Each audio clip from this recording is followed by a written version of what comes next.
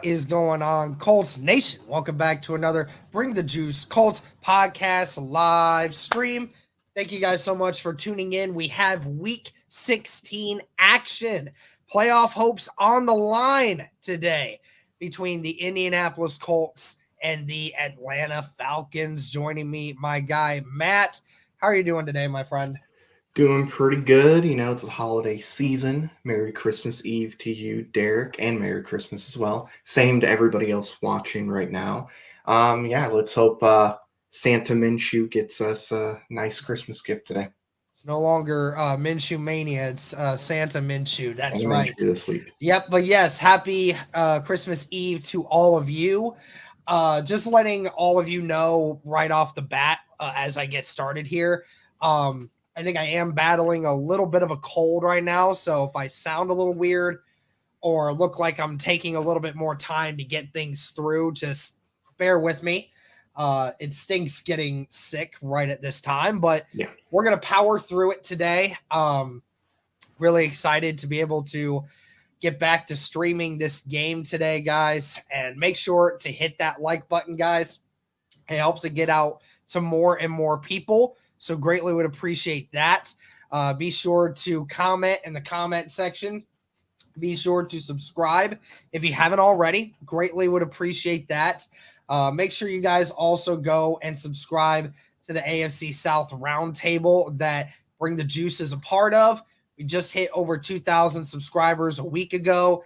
Really would hope that you guys would go over there and support us as we stream every Tuesday at 7 p.m. Eastern time. Thank you guys so much for tuning in today. We're going to go ahead and hop into it. You're high, Derek. We know. Nah, bro. Nah. This is something a little worse. But anyways, let's go ahead and hop into the inactives today. Matt, I mean, we're going to talk about the one. We're going to talk about the one inactive that shocked everybody yesterday.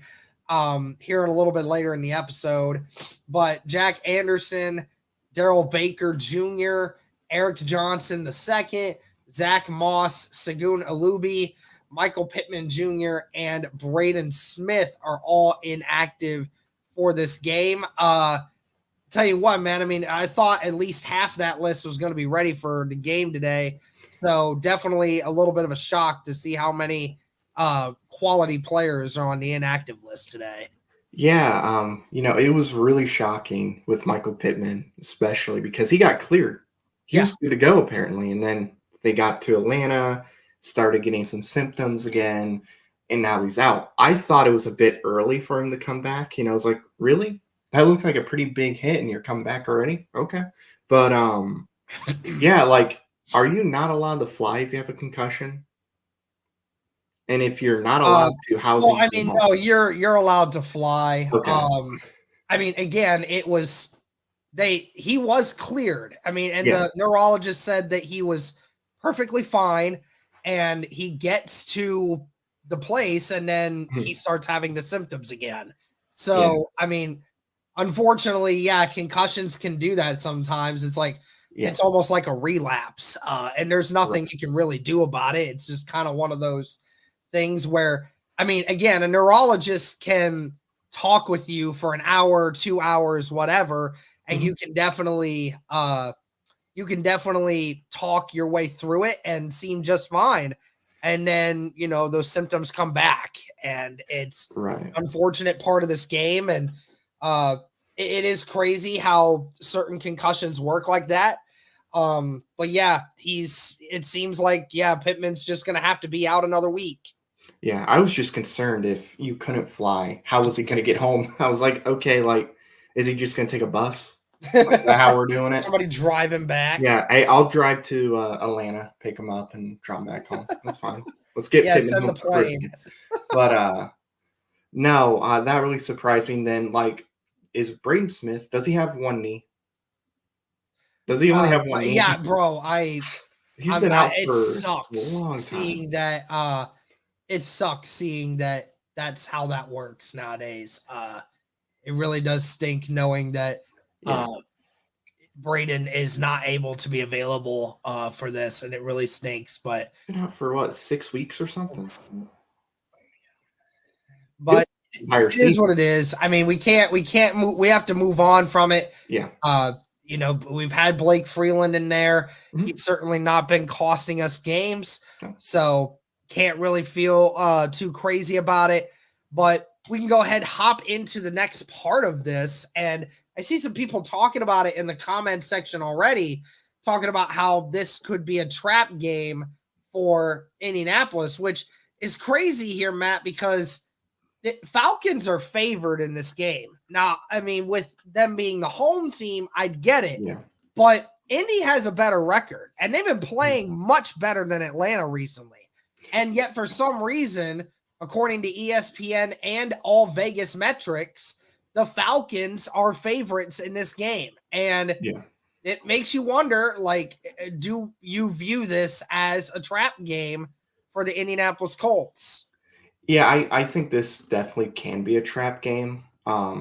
With like ESPN's, prediction with them being at a -2.5, and with the betting sites having the Falcons favored, maybe with the media and just people that do the bets, maybe they don't consider it a trap game. But for us, it definitely is, because you just don't know what you're going to get with the Falcons. You could get a Falcons team that loses to a 1-win Carolina team, or you can get a Falcons team that goes in there and plays really good football and is able to get the job done. Plus, you got Heineke in there. Is Heineke able to kind of push them over the edge and give them the win? So I think this definitely is a trap game. You're 5-1 the last 6 weeks. They just gotta, just keep your eyes on the prize. Don't let, what your record is in the last 6 weeks get to you. Don't look at the Falcons and go, oh yeah, we'll totally beat the Falcons, because anybody can beat anybody any given day. So, as we just saw yesterday with the Steelers beating the Bengals the way they did, right? Yes. Yeah, again, guys, thank you to everybody who is tuning in. Be sure to like the stream, guys. It helps it get out to more people. Be sure to comment. Be sure to subscribe. All that great stuff, please, and thank you. Again, for the people who are just tuning in, dealing with a little bit of a cold right now, so hopefully you guys will be helpful to me and understand that it is what it is. I think it's funny because I see people saying that the Colts are getting talked about a lot in the media with their record and everything. I think it's the exact opposite. I hear people constantly talking about the Bills and the Texans and all these other teams, but nobody's talking about the Colts when we're right in the mix of everything. So I think it's very interesting to, kind of see it from that perspective. But we go ahead and hop back into this game here real quick. The one guy who is back, and the Colts need him now more than ever, Jonathan Taylor, is back after missing the last 3 weeks with a thumb injury, had to get surgery on that thumb, and is finally back and able to be in this game. Matt, with Zach Moss and Michael Pittman both being out for this game, how important is it that Jonathan Taylor is back in this game? It's very important, because if you didn't have Zach Moss and Jonathan Taylor alone, I know our run game was good last week without those two, but like, how long can you have that continue? I think it would have been a little bit difficult for it to continue. So having Taylor back alone with Zach Moss being out is huge. Plus, you add Michael Pittman in there. I think him being back it's massive. Yeah, definitely a big thing, especially for a team that is desperately needing a rushing attack. I know last week that the Colts were able to run the football very effectively against the Steelers, despite them not having Jonathan Taylor or Zach Moss. But I certainly don't expect Indy to be able to keep that going with Trey Sermon and Tyler Goodson throughout the whole season. I think matchup wise, they got the best of the Steelers. You're facing a team here that has a lot better talent at the defensive line at stopping the run. do you think that the Colts can have success running the football against the Falcons, even with the Falcons being a close to top 5 rush defense? Yeah, I think with Taylor back, I think they can have success. I don't think you're going to have 170 to 200 rushing yards combined between the running backs they use, but I think Taylor is still going to have a good day today. How good? Don't know. Like you said, top 5 run defense in the league. But our offensive line has played really well. And, they did pretty good against TJ Watt. So, Yep. It'll definitely be interesting to see how they respond in this game. But we have to go ahead and hop into it. Pitman out this week. We talked about it earlier.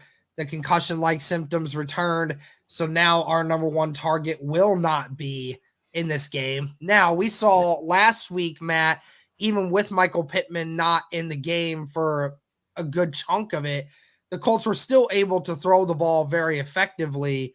Do you think that the Colts can still have that same effectiveness this next week against the Falcons, or do you think they're going to struggle more? I think they can have some success. I think it all comes down to, does Alec Pierce step up? I think Alec Pierce is going to be big in this game. If he has a good game, if he plays similar to what he did against Tennessee a few weeks back, I think our pass game is going to look real good. I'm not worried about Josh Downs. I'm not worried about our tight ends. I think it all comes down to Alec Pierce. If Alec Pierce can get open, catch the football, do his thing, I think our pass game will be fine.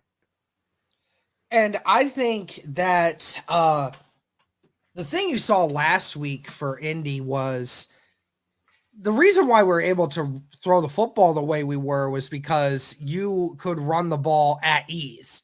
Yeah. If you can rush for 170 yards with your 3rd and 4th string running backs, then you're able to just do a lot of things because you're now forcing this defense to have to play up front, and that leaves for a lot more open opportunities down the field. How they're able to do against the Falcons, who do a better job at stopping the run, it'll definitely be a little bit more intense, but it will definitely be interesting to see how the Colts do. But let's go ahead and hop into something real quick. We'll go ahead and hop into our trivia question. We always have this, and Matt, you might have seen it going around Twitter earlier in the week. It's pretty simple one. It's pretty much the same kind of thing we always do every week with records and whatnot. But you guys go ahead and answer the question that I put up on the screen here. The Colts' all-time record versus the Falcons. Is it A, 13-3, B, 15-2, or C, 21-7? So I'd love for you guys to go ahead and put your answers in there. See what you guys think. Matt, what comes to mind for you?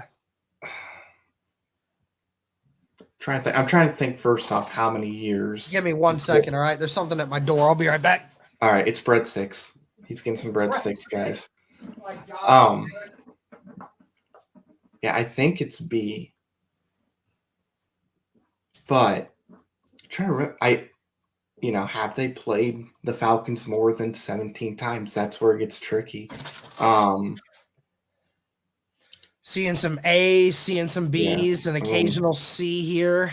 I'll go 15-2. It's nice that they've won the majority of their games against the Falcons now. That does make me happy.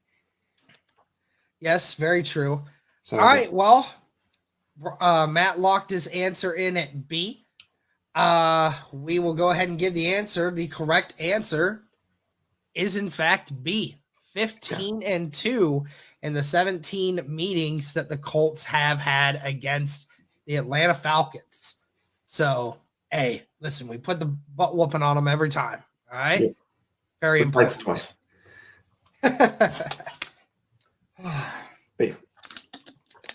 Again, guys, thank you very much for tuning in today. Greatly appreciate it. Hope you guys can handle the me feeling a little sick, but we're going to push through it today, do our best. Let's go ahead and hop into, Matt, the offensive side of things for the Atlanta Falcons. Heinicke back to starting. The Atlanta Falcons have designated that Heinicke will start for the remainder of the season, states that he gives them the best chance to win. I think this is the beginning of the end for Desmond Ridder. They will be looking for another quarterback in the foreseeable future. But Heinicke is going to get the start here. How do you feel about Heinicke starting for the Atlanta Falcons here? I think it gives them a better chance to win this game for sure. Heinicke is the type of quarterback that, I don't know, he just finds a way to win sometimes. I mean, we saw it last year against Washington where, we had them beat. Then he makes this just deep throw to scary Terry McLaurin. Caught it, gets him right there. They win the game. He can find ways to win. He's a scrappy player. He does make mistakes. He's not perfect, but I mean, for a Falcons team like this, I think starting Heinicke is the way to go. I get it. They wanted to go with Ridder. Honestly, they should have sat Ridder and just benched him for the rest of the season a while back and just stuck with Heinicke and just see where you finish, because I do think they have a better chance with him. But I agree. They're going to go quarterback next year. But yeah, Heinicke, not scared of him, but it does improve the Falcons' chances. Yeah, I think that the Colts fans are having a lot of deja vu, Vietnam flashbacks to last year of the Indianapolis Colts losing to the Washington Commanders, who, Taylor Heinicke was the quarterback last season there. It's definitely very interesting because if you just look at the Falcons from an offensive perspective, there's really not a lot of reasons to fear this offense. I think that every once in a while, you see a player like a Drake London or a Bijan Robinson, go off. But the one thing we have constantly said on this channel and what all of Colts fans have been saying is, like, Arthur Smith has had inconsistencies with coaching this squad. And if we're looking at just Heinicke's stats this year, he started one game against the Tennessee Titans, completed 57% of his passes, threw for 175 yards, had one touchdown. Okay, it's game manager level type play right there. He played the next week against the Vikings, completed 55% of his passes, threw for 268 yards, one touchdown to one interception. And then the next week, play of the game, play and completed 53% of his passes for 55 yards and one touchdown. I just think that if you look at what he has been this year, what he's really been throughout his entire career, it's not been spectacular. And I think the problem is everyone says, oh, well, Heinicke beat the Colts last year. The problem was last year's Colts team is nowhere near the Colts team that this one is this year. And I think we all can agree that the Falcons are not that much greater of a team this year than what the Commanders were last year. They got very similar talent, very similar systems, and all of these other things. And if it wasn't for a couple amazing catches by Terry McLaurin last year against the Colts, then there would not have been a competition. And I feel like that's the only thing you have with Heinicke here is Heinicke does not have those, to me, does not have the ability to really beat this defense just by looking at our defense is the healthiest it's been in over a month and all these other things. So do you think that this Colts defense can, really hold Heinicke in place, especially with given like the status of what our defensive line has done this year and Julius Brents being back? Yeah, I think they can. They do have weapons. So, I mean, if Arthur Smith decides to be, an average coach, which he doesn't want to be an average coach for whatever reason that may be, he would use his weapons like Drake London, like Kyle Pitts, like Bijan Robinson, but he's not going to. So I think this defense will have no problem with Heineke.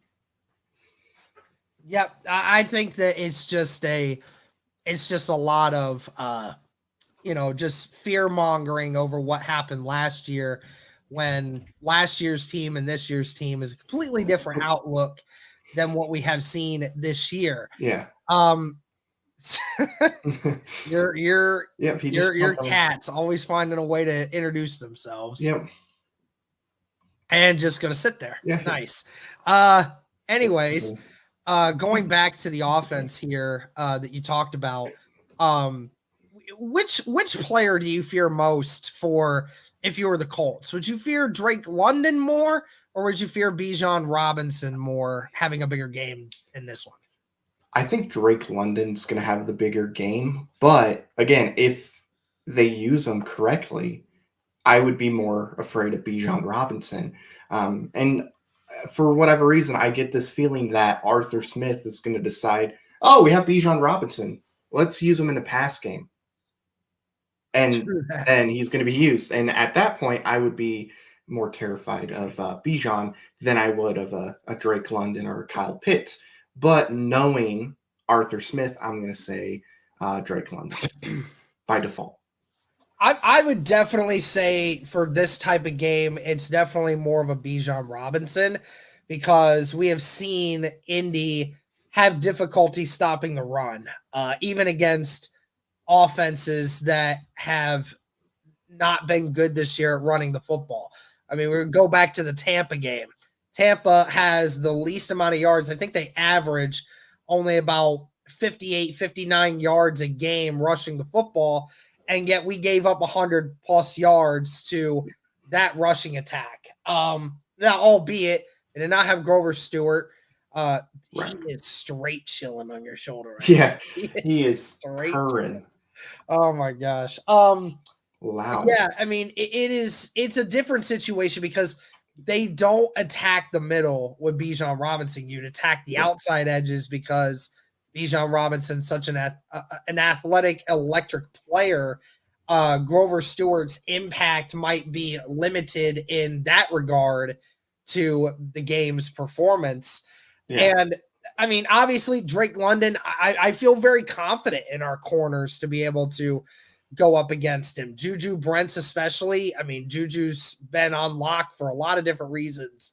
So I think that if it were me, Bijan Robinson definitely is the guy that I would be worried about the most. Let's see here. Really, that's it going to the games around the league. I know you said you needed to go. So I will just let you go, man. And then I'll hop in to finish the rest of this stream. But hey, man, I appreciate you coming on, though. Yeah, it's no problem at all. Always enjoy doing these. And we got next week. Win this game. Hopefully Tampa Bay can play good football. And if that happens, we're in a good spot. I do think if Tampa Bay loses and Jacksonville wins, I don't see Jacksonville losing another game because they're going to beat Carolina and they're going to beat Tennessee. But Will Levis, you want to get on my good side? If you play that game, beat Jacksonville. You would be on my good side. And I'll be very happy. I'll send you a jar of mayonnaise.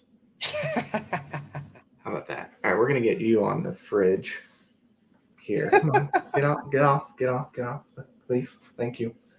Come on, get off my back. Yeah, there you go. All right. Thank you for having me, and I'll catch you all later. All right, sounds good. See you, man. All right, see you. All right, guys.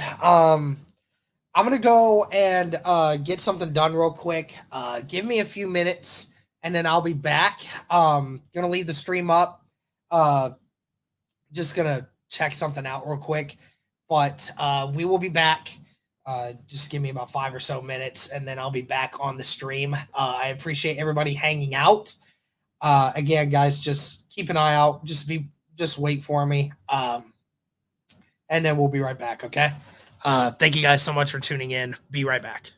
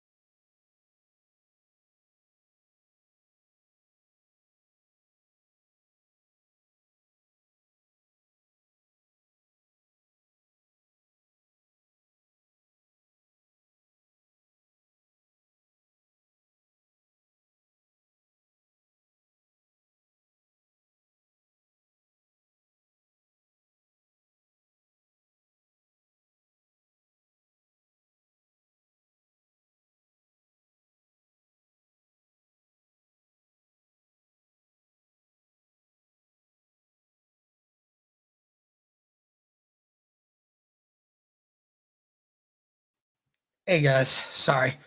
I'm back. Sorry about that, guys.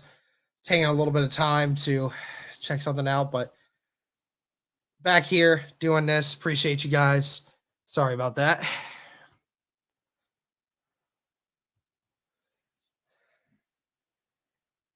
But let's go ahead and kind of talk about what are some games coming up today that we need to chat about.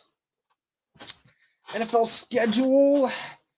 Yeah, so Bengals and Steelers. That was the big one yesterday. The Steelers finishing that one off. Huge. I mean, that was so huge. What they were able to do to beat the Cincinnati Bengals, nothing short of amazing. We really needed that for Indy to be able to help make sure that our playoff hopes continue to go up. That's the big thing of it here. And not only did the Steelers beat them, but they destroyed them, right? Do you live in Indiana? I do not. I do not. Jags need to lose. Yeah, absolutely. The Chargers almost pulled off the upset against the Buffalo Bills. If they would have done that, it would have been so much better going into this game. But it is what it is. Commanders and Jets, we don't really care about that. The big one is the Browns and the Texans. Really want the Browns to win today.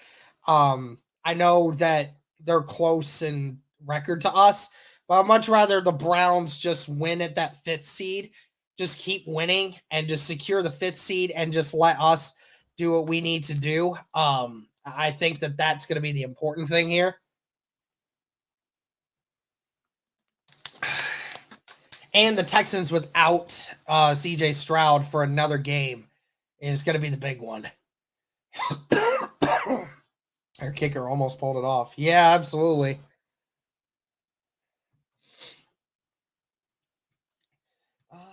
Any others? Yeah, Jags and Buccaneers. That's definitely going to be the big one.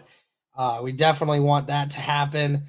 We want the Raiders to beat the Chiefs. We want the Patriots to beat the Broncos. We got hosed against the Browns. Absolutely.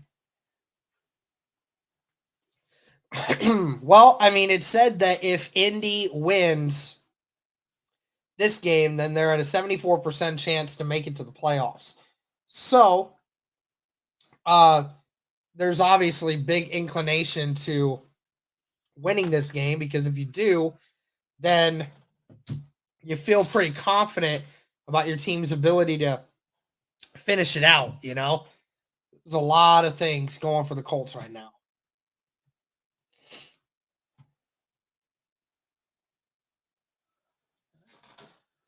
Should be wearing my other one, but it is what it is. Michael Pitman out today. Yep. And again, sorry guys if I'm not talking as much as I normally do before these kinds of streams. Just not, I'm feeling a little under the weather today. So we're going to power through today, but I will not probably be doing quite as much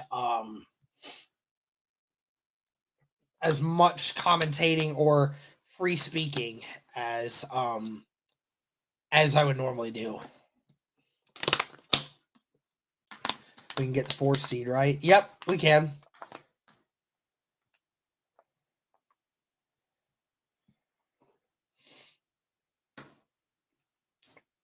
Trap game. Yeah. It definitely can be. Drop your score predictions, guys, down in the comment section.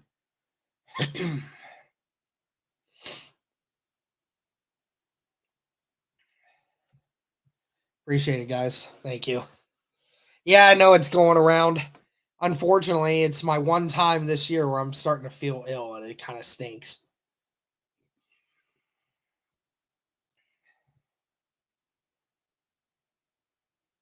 Yep, absolutely. Hit that like button, guys.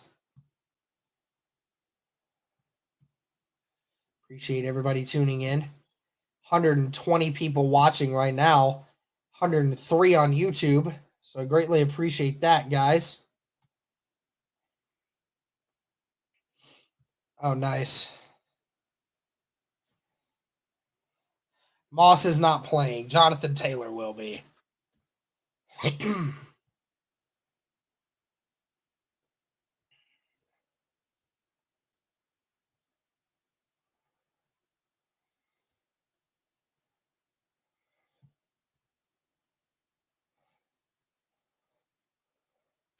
Feel horrible. Feel even worse if the Colts lose. I feel that, man.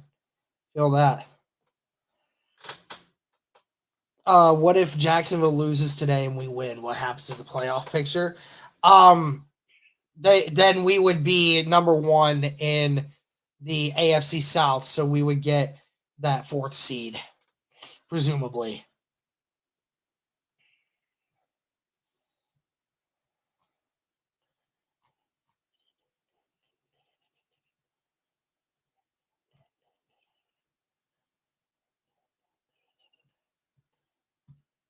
Let's get to 100 likes, guys, on the stream before the game starts up.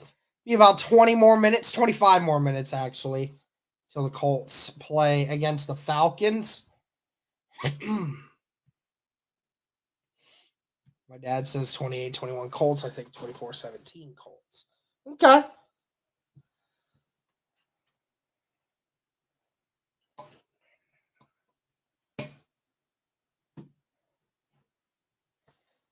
Foot race to the finish. Yep. Absolutely.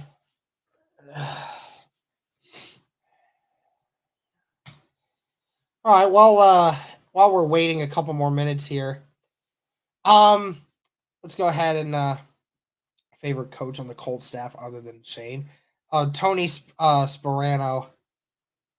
That junior, he's definitely done a great job of fixing that offensive line. Let's go ahead and just do some predictions here, guys, for some games. You guys can help me out, kill some time here. Commanders versus Jets. Who do you guys have winning that one?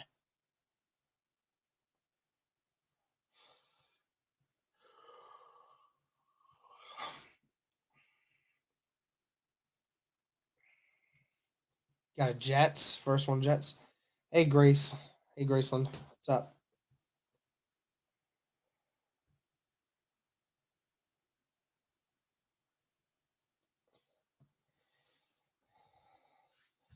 What is up, Grace? Appreciate y'all tuning in here. Got some Jets. Got some one Commanders or two Commanders. Okay. See a couple of y'all on that Commanders hype train. Okay. A couple of y'all. Hey, Zoe. Appreciate y'all tuning in.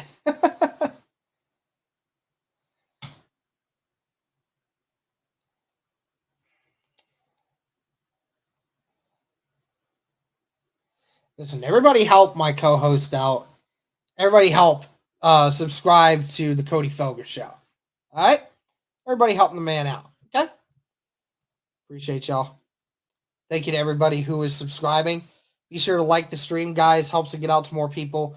Be sure to comment. Be sure to subscribe. All that great stuff. Lions versus Vikings. Who does everyone have in that one? Lions versus Vikings. Appreciate you, Cody. Okay, guys. So I'm gonna go do something here for a second. I will be back in a few minutes as well. Don't go anywhere. Again, like I said, just give me a second and I'll be right back. But thank you guys for tuning in. Be right back. Thank you guys.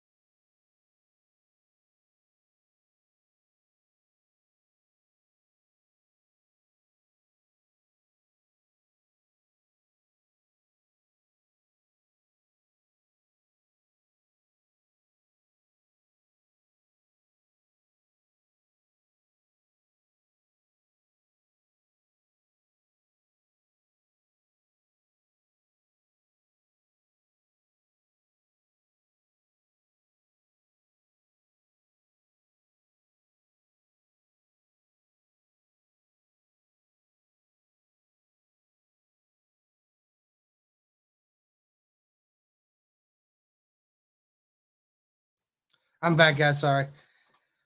Sorry. Once again, just getting some things done, but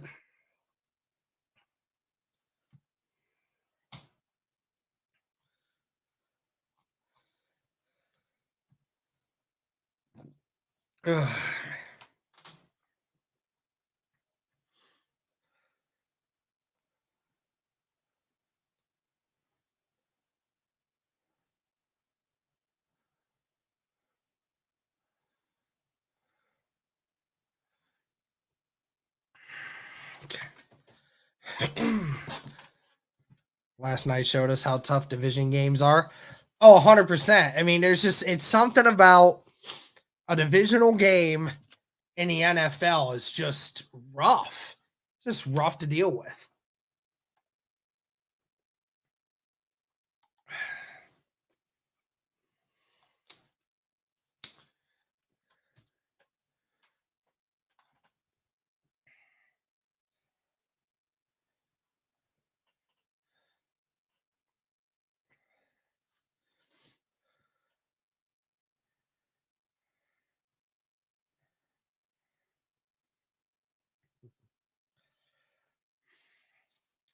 Couple big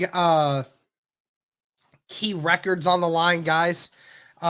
Indianapolis only needs 1 sack to break the all-time franchise record in sacks in a season. And they have 3 games to do it. Have a feeling they'll do it this time around.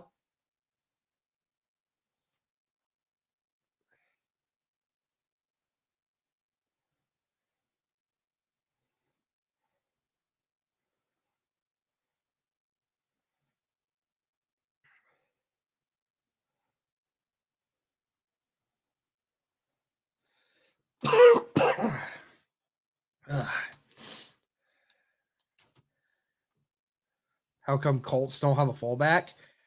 I don't know.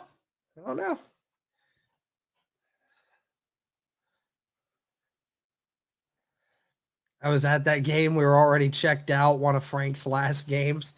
Yeah. Well, I don't think the Colts played the Commanders until after, if I'm not mistaken.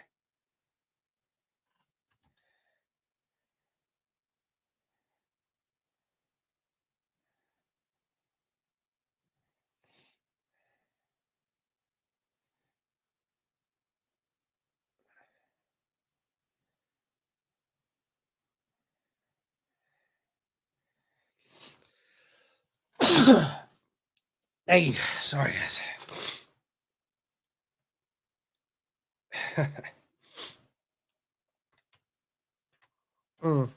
He was still there? Oh, must have been earlier in the season.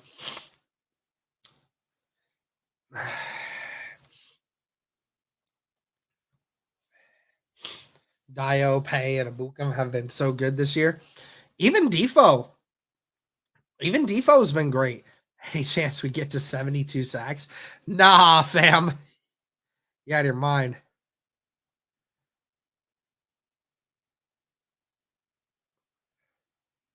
This COVID crap sucks.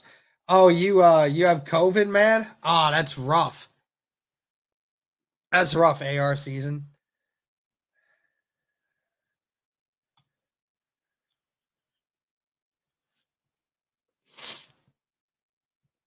Just about 15 minutes until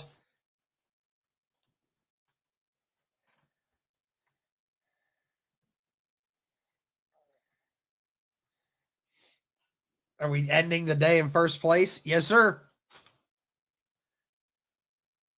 Where's your Santa hat? I have no idea. I'm going with this one.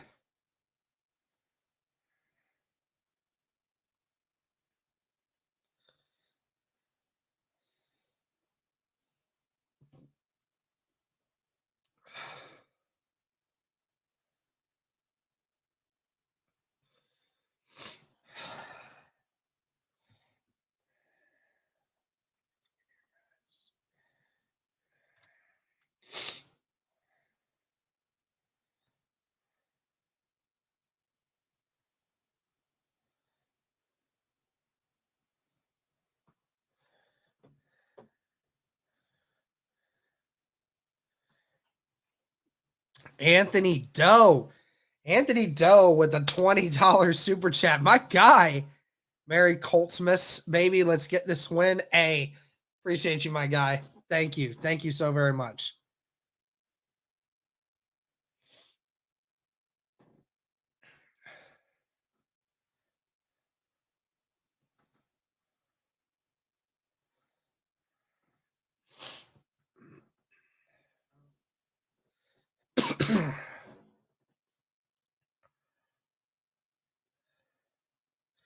Can you tell me why Vegas is giving us 2.5 points? Bro, I have no idea why the Colts are not favorited. Vegas is one thing. Vegas wants the Colts to lose. I don't really care. Even ESPN is sitting over there saying that the Indianapolis Colts are not the favorite in this game, which is so weird.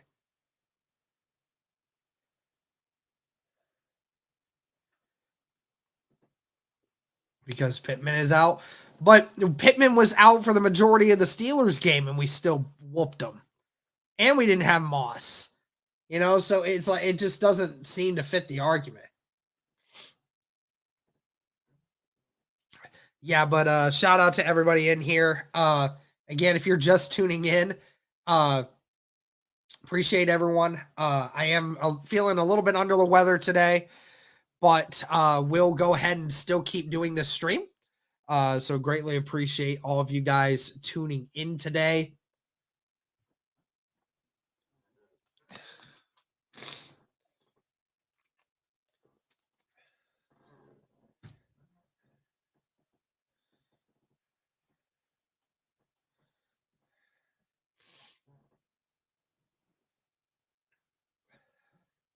Everybody listen to TJ Brown. Everyone drop a like. That is right. We're now up to 70 likes on the stream. Keep liking the stream, guys.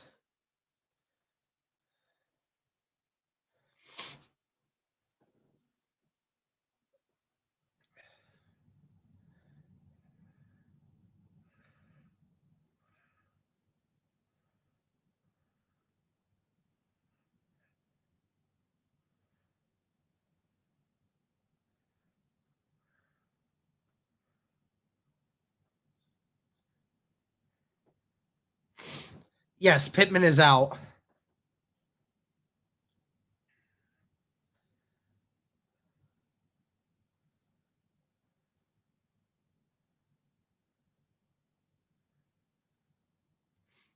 D'Amico Ryan's first season, 8 wins. So that's the most wins for the Texans since 2019. That's crazy.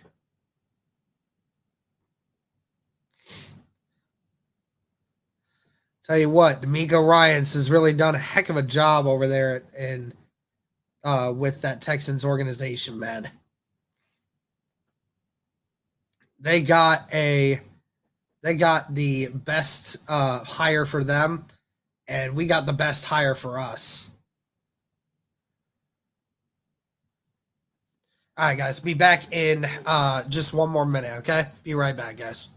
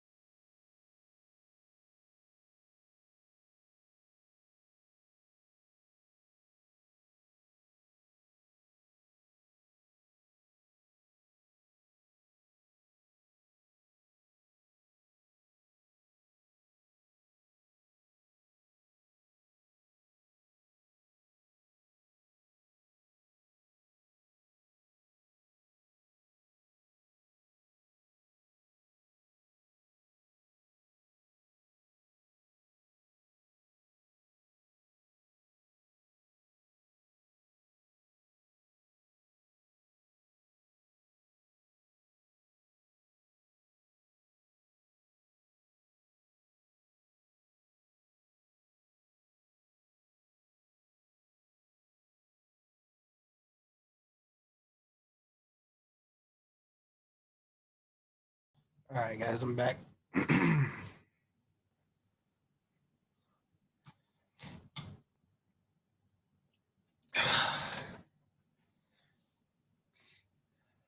What's up, Jarvis? How you doing, man?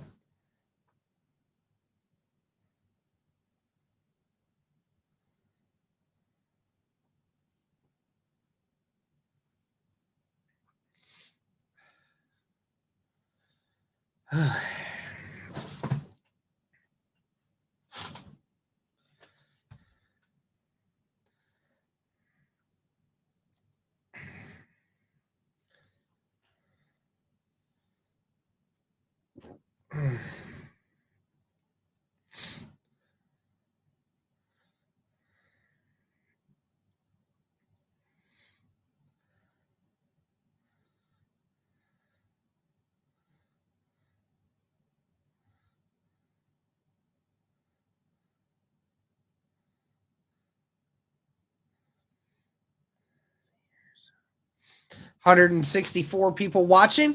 Thank you guys so very much for tuning in. I greatly appreciate it. 155 of you on YouTube. Greatly appreciate it, guys. Let's hit over 100 likes on the stream before we hit kickoff, which is less than 10 minutes away now. Thank you guys so much for tuning in. I greatly appreciate it.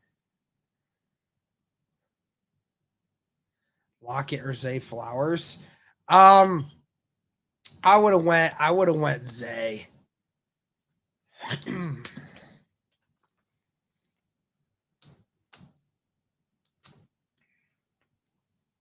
What up, Zombie Flanders?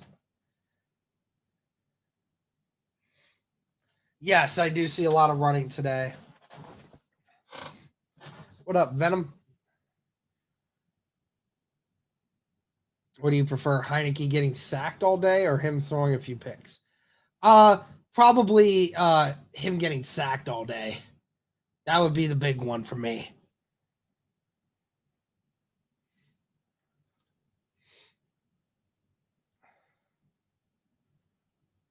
Appreciate you, Ryan. Thank you to everybody who is tuning in right now. Greatly appreciated. Again, guys, be sure to like the stream. Be sure to comment. Be sure to subscribe. All that good stuff.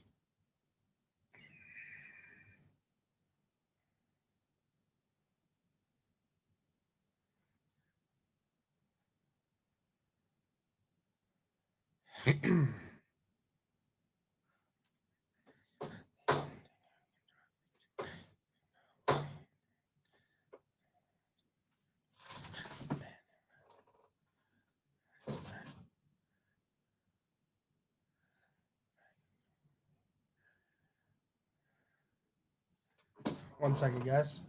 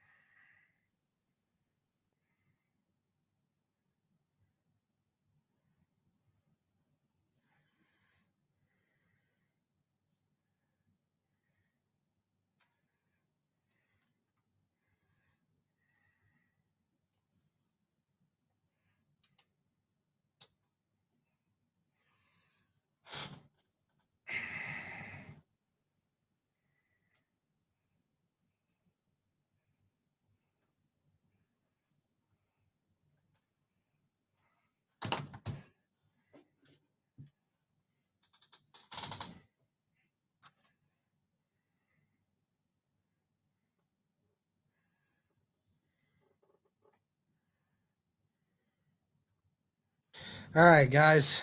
Here we go. Looks like the Colts are kicking off first. Or no, the Falcons are kicking off first.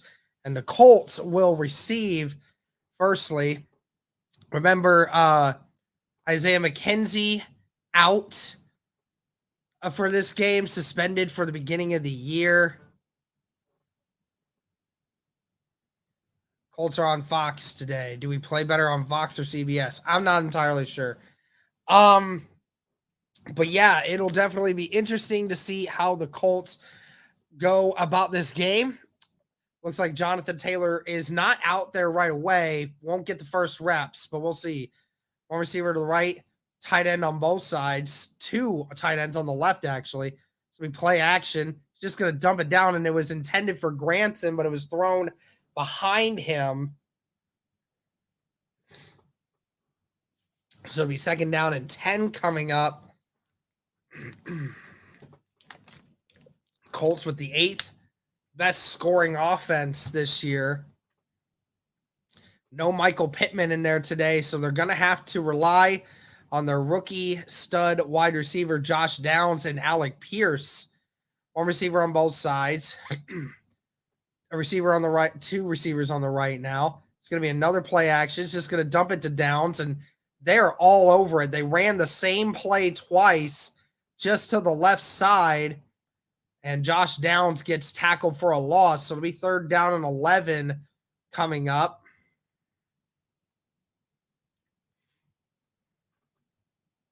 Shout out to the 200 people watching right now, guys. Thank you so much. Be sure to comment. Be sure to subscribe. All that good stuff. 3rd down and 11 coming up for Indianapolis. Got to get down the field. 3 receivers to the right, 1 to the left. Falcons showing pressure. They will bring some off the edge. Minshew steps up into the pocket. Minshew throwing, and he finds his tight end. That's Will Mallory. He's brought down to the 42. That's a gain of 18 and a 1st down for Indy. Minshew does a great job stepping up into the pocket, sees the pressure, doesn't do anything crazy, but steps up, finds Will Mallory, who's having a great season so far. Colts in the no huddle here. This time it will be a run for Trey Sermon. Sermon gets to about the 46 before being brought down. That's a gain of 4. Trey Sermon, who was activated last week because of the injury to Jonathan Taylor, and obviously with Zach Moss going down, had to play an integral role in the win against the Steelers. Him and Goodson both had spectacular gameplay on last Saturday. 3 receivers to the right, 2 to the left. Minshew in the shotgun all by himself. Falcons only bringing 3. They find Pierce, and he is brought down at the 47 of Atlanta, and that is a 1st down. That was a gain of 7.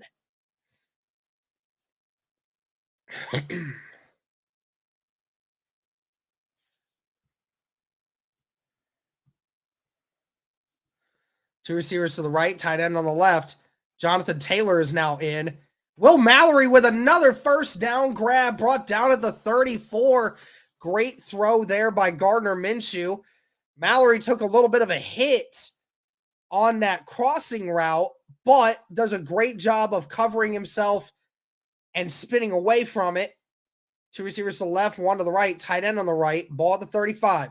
Going to hand it to Jonathan Taylor this time. Taylor bulldozing forward, brought down at the 29. That is a gain of 6. First rush for Jonathan Taylor since that injury. The Colts once again in no huddle. Taylor, who has missed 7 games this year, and he's going to get the run again. He finds his way. Another big run. Keeps pushing forward, and he's brought down at the 16. That is a gain of 10 and another 1st down for Indy. Jonathan Taylor just bulldozing. He's just so patient behind his offensive lineman. Follows behind Quentin Nelson, who gets to the 2nd level. 2 receivers to the right, 1 to the left. Tight end on the left now. Taylor, another run, brought down at the 14. It'll be a gain of 2. Really like what I'm seeing here from Indianapolis. They're really doing a great job of getting their blocks, really doing a great job of that no huddle. Really is a great thing. You're not allowing these defenses to get set up. Cleveland with a 7-0 lead over the Texans already. Fantastic. That's what we need. 1 receiver to the left, 2 to the right. Ogletree lined up on the right as well. Colts down at the 14-yard line. They're going to have to hike it. Just gets it off, it appears. He is going to get it. Minshew with time. Minshew, close to getting hit. And they were wanting a intentional grounding, but I think there was a receiver in the vicinity. Thought that Minshew got hit in the head but Minshew did not find his target. It was all pretty well covered. Ryman almost gets, oh, yeah, and there was hands to the face by the Falcons, but it was not called on Minshew. Thank you, Cody. Appreciate that. 3rd down and 8. 10:47 left in the first. Minshew, another pass. Minshew with time. Minshew going to the end zone, and it's overthrown. There's a flag thrown. Alec Pierce draws another pass interference. It was in the end zone, so the ball should be spotted at the 2. Was on Terrell. A.J. Terrell, one of the bright young corners in this league, but he got a hold of Alec Pierce on his left arm. Ball might have been a little high, but nevertheless, did tug on his jersey a little bit. Not a great throw by Minshew, but it does draw the flag. 2 receivers to the left, 2 tight ends on the right. Downs motions in, now motions out. Jonathan Taylor bulldozes forward, and he's spotted half a yard shy of the end zone. Just couldn't quite get it. 2nd down and goal at the half-yard line. Jonathan Taylor just tries to take it in there, almost had it, but was held up by number 72 of the Falcons. That was number 72, LaCale London. Another play here for the Indianapolis Colts. Jonathan Taylor this time, and Jonathan Taylor looks like he might have got stuffed again. Indianapolis stuffed again right at the line of scrimmage. Just run it again. The Atlanta Falcons just holding their ground right here. Jonathan Taylor is not getting a huge head start, and he gets stuffed at the line again.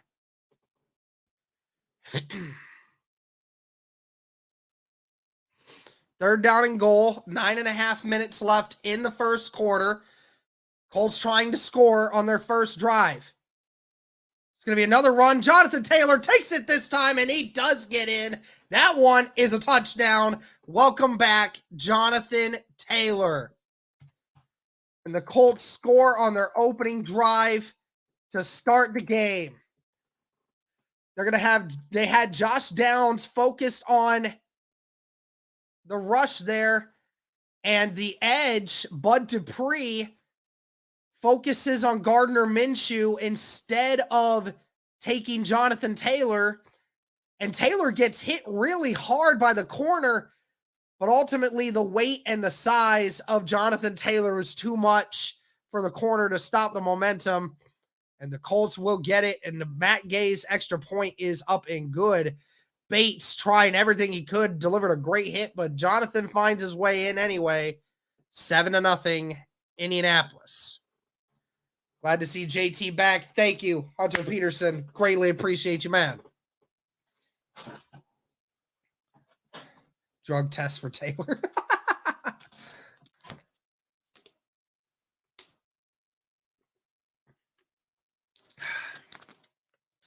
Thank you all so much for tuning in. Despite my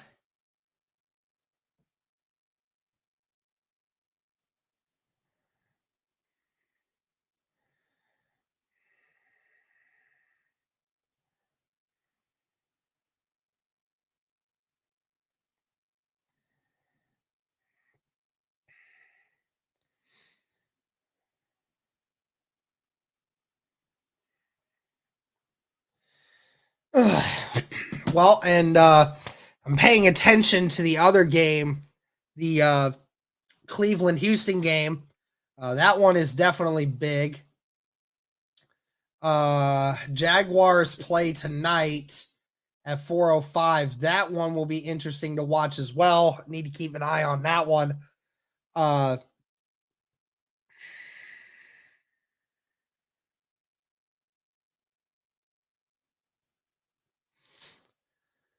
If Cleveland can pull off the win against Houston.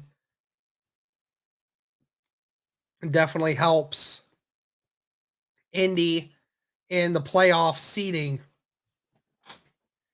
And it keeps the Texans off our back a little bit more.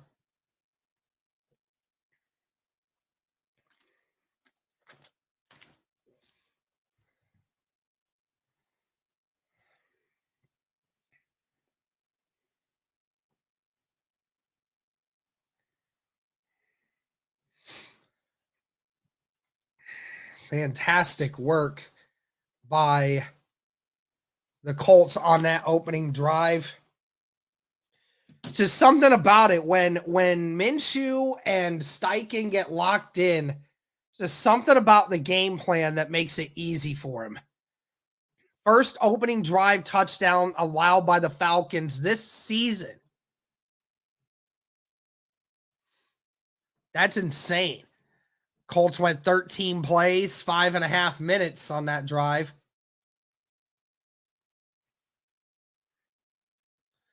The Colts will kick it away. That one will not be returned. 9 minutes, 24 seconds left in this first as we see the Falcons offense come on for the first time today. 9th best rushing offense this year, but 23rd in passing, 26th in scoring. It's been a roller coaster of an offensive season here for the Atlanta Falcons, who now have Taylor Heineke now at quarterback for the remainder of the year. 2 receivers to the right, 2 to the left, and they hurry up. Heineke with time. Ball's batted. Oh, and Zaire Franklin tackles Bijan Robinson right away. Great catch there by Robinson. It'll be a gain of about 4. Ball looked like it was tipped at the line of scrimmage by DeForest Buckner. 3 receivers to the right, 1 to the left. Ball at the 29. Heineke looking left, and it's incomplete. Jalen Jones on the coverage of Drake London. Jalen Jones, the 7th round corner out of Texas A&M this year, who's had to play because of a lot of the injuries that have been sustained to the Colts secondary. Really been a great corner this year.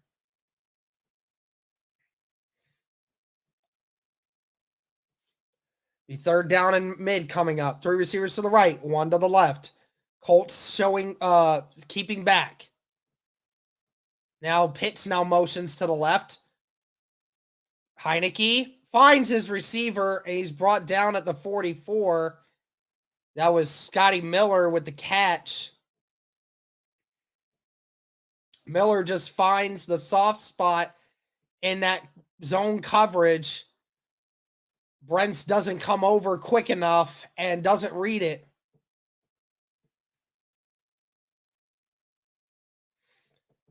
Three receivers to the right, 1 to the left. Robinson in the shotgun with Heineke.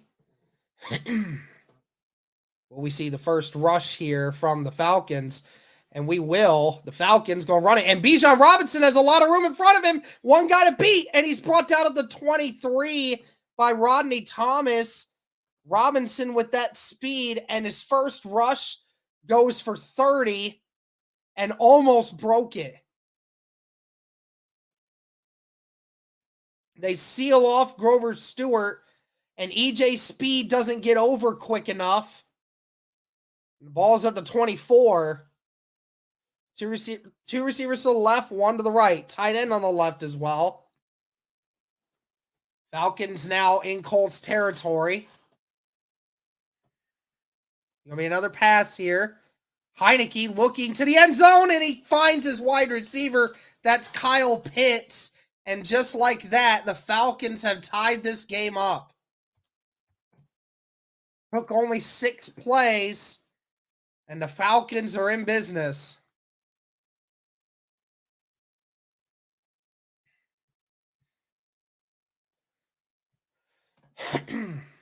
Heineke with a lot of time. Kenny Moore just wasn't quite able to get to his spot and throws it right over his head. And Rodney Thomas didn't get over there enough either.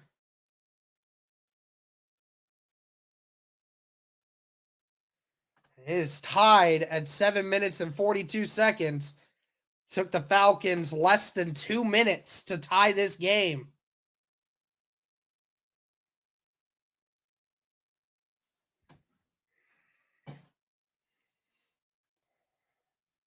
Well, both defenses give up scores. We will see.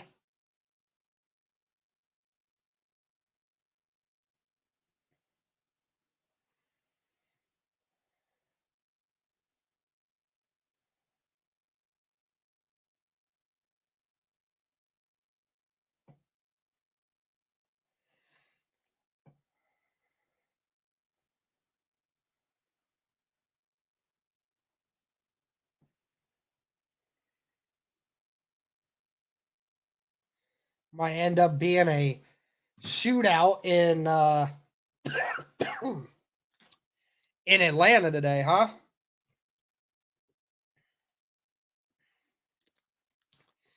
Cleveland got the stop on Houston.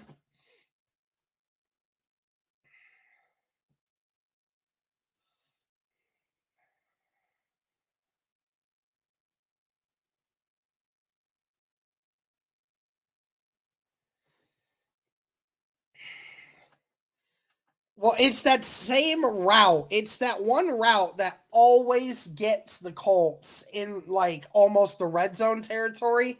It's that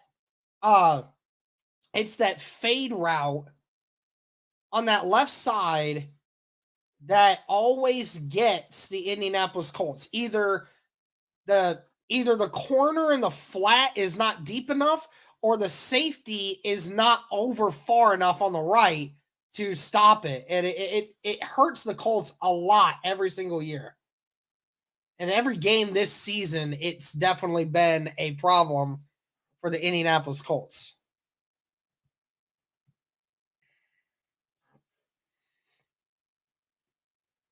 At first, it looked like Kenny Moore was going to pick it off, but he couldn't quite get his hand up there.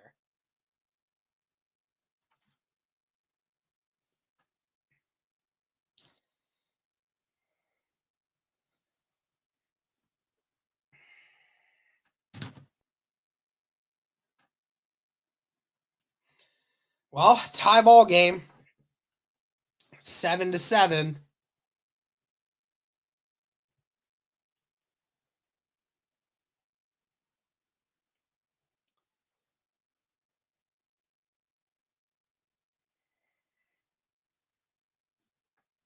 Downs will not return that kick, and the Colts offense will come back out.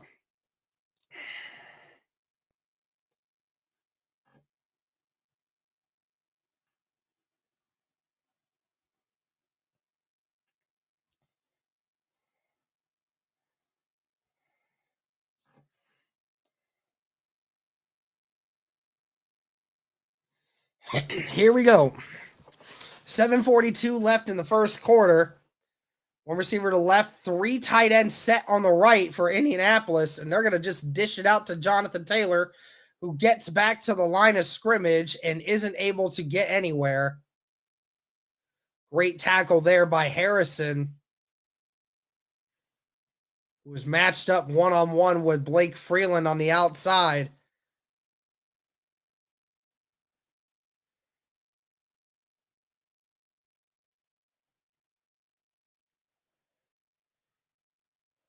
Second down and 10. 3 receivers to the left, 2 to the right. Minshew in the shotgun all by himself. Again, Falcons only bring 3. Then the delayed blitz. Minshew just running. Minshew's going to take it by himself. He's going to get about 5 before being pushed out of bounds. It's be 3rd and mid coming up. Good job there by Minshew. And that's what you think you should get more of from Minshew, a guy who can run. Just wish that sometimes he would take those opportunities and just get some yards. Just make it easier on yourself.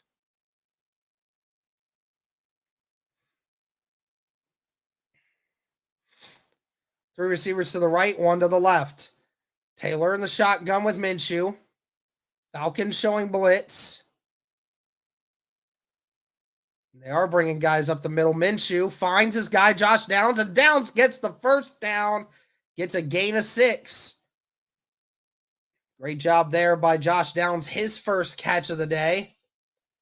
Downs is just going to run an inside route and then get back to the outside. Jeff Okuda just isn't quite able to get there in time. Ball at 36. Minshew going to just dish it to Josh Downs. This time Downs with some room in front of him, and he goes out at the 50, and that is a first down again. Downs was lined up in the wing formation with Jonathan Taylor, and Downs just cuts across, and it's just a simple flat. A great play there by Josh Downs. Another first down for Indy.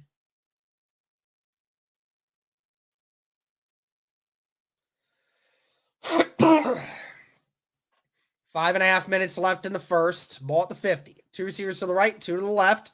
Tight end on the right. Minshew in the shotgun. Falcons only bringing 4. Minshew with time. Minshew looking. Minshew just throws it over the head of Jonathan Taylor. Had nowhere to go with it, so just throws it away. Very smart play there by Minshew.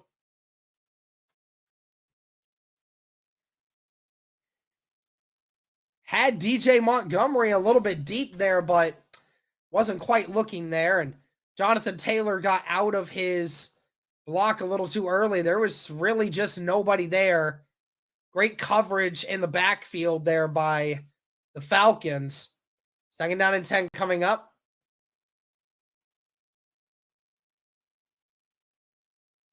It's going to be another pass here for Minshew. Minshew finding him, and it's caught by Kylan Granson this time.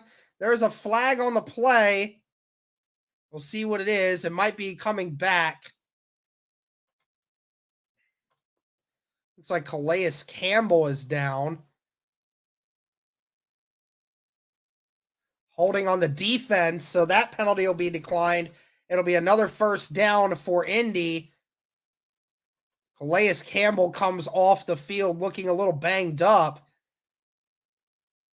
Kylan Granson here is just going to run a simple fade route, and nobody was there. Minshew just delivers a great throw. It looked like Calais might have torn something as he was bringing Minshew down, but the ball's at the 34 now.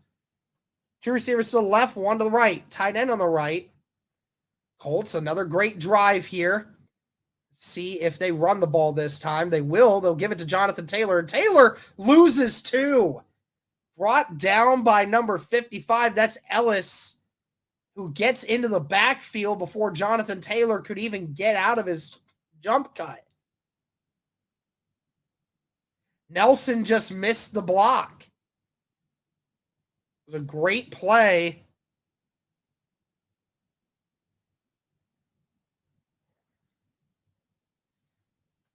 It'll be 2nd down and 11 coming up. Just under 4 minutes.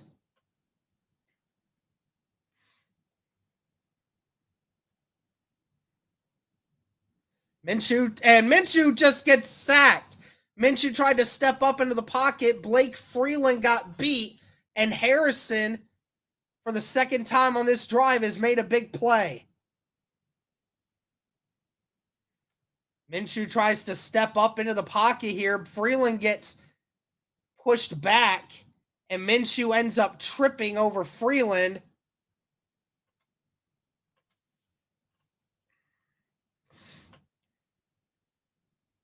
Three minutes left, 3rd and 15. Indy in a weird situation here. 2 receivers to the left, 2 to the right. Colts have to get some yardage here. Minshew takes the sack again. Brought down at the 40.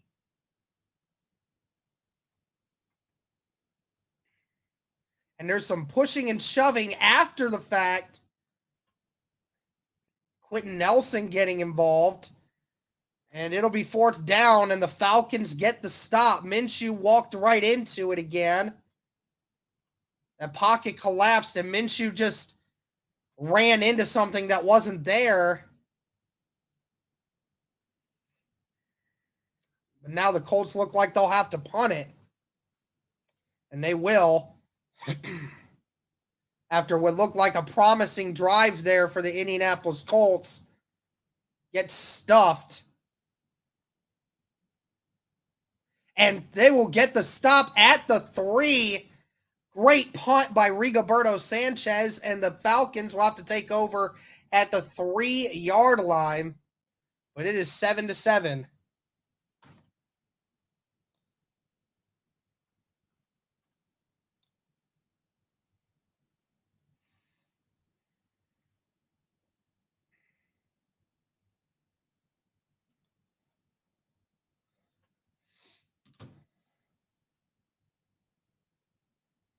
Still 7-0 Browns over Houston.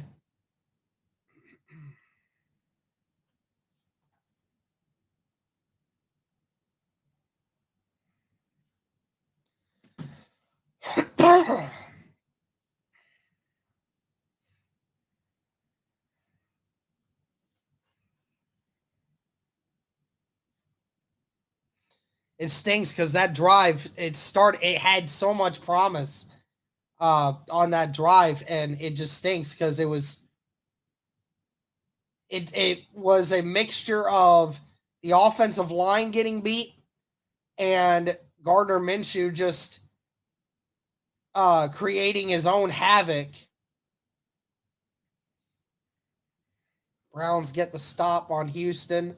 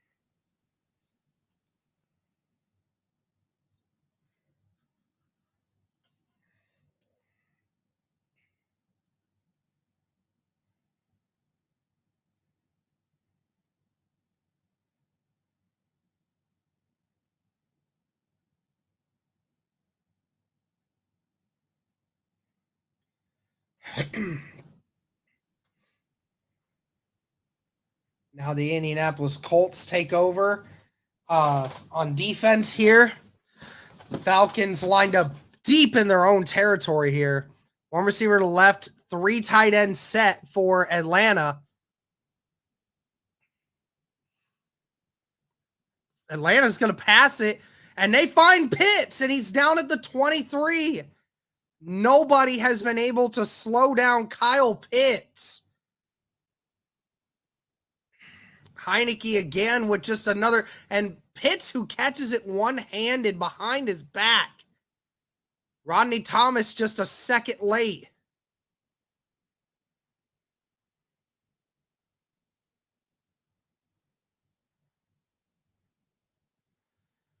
One receiver to left and right. I formation for the Falcons. The Falcons get another decent run. He's brought down at the 28.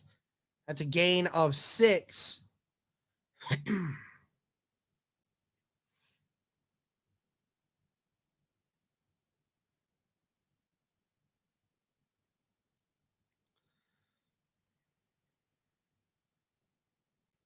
1 minute left in this first quarter.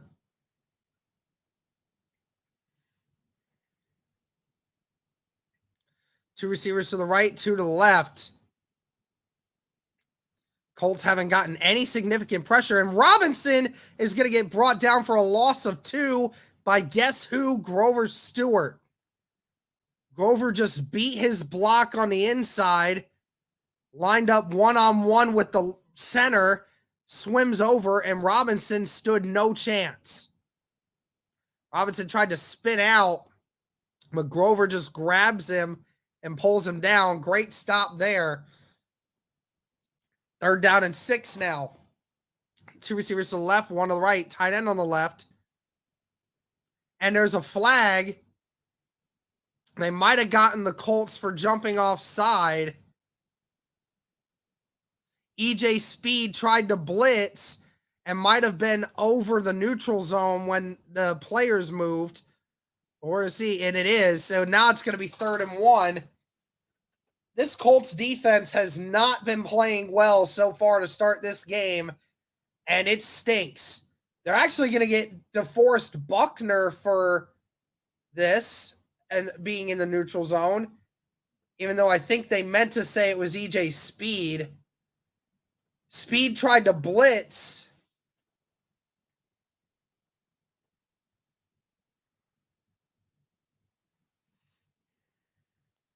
And the Falcons are going to run it, and the Falcons didn't get it.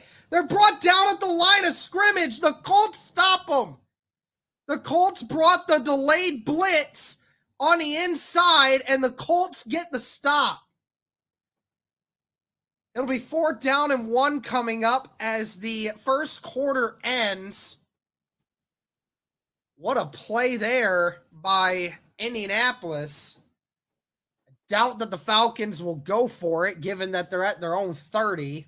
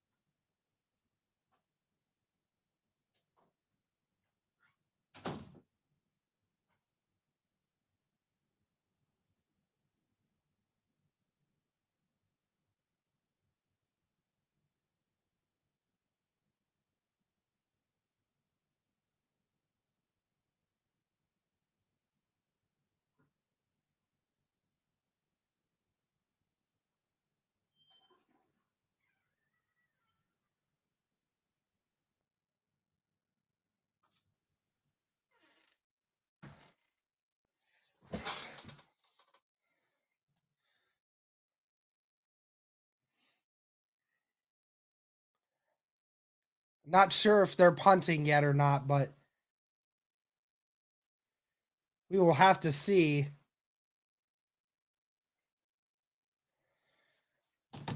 Cleveland still up 7-0 over Houston as Cleveland punts to the Texans here, and they're down at the 8-yard line.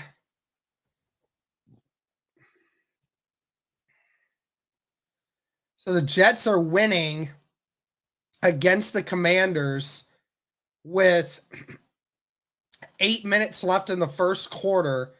It is 17-0. That is insane.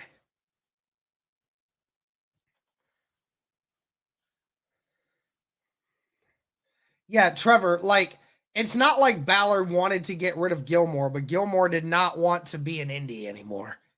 He wanted to go play for a contender.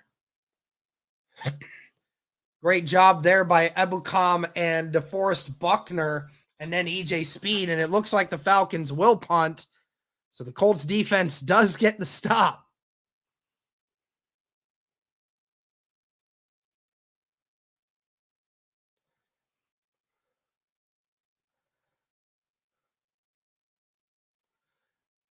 Colts wanted a false start on the Falcons, but they didn't get one.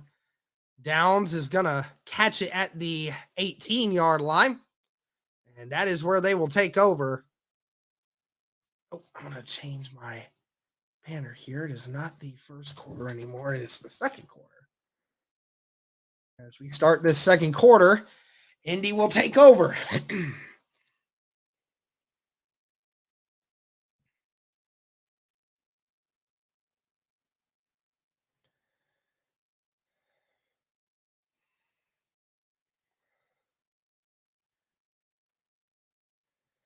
Michael, when you're trying to get a player out of your organization and it's just for trade, you don't get that. You don't have leverage in that. That's why it was only a fifth.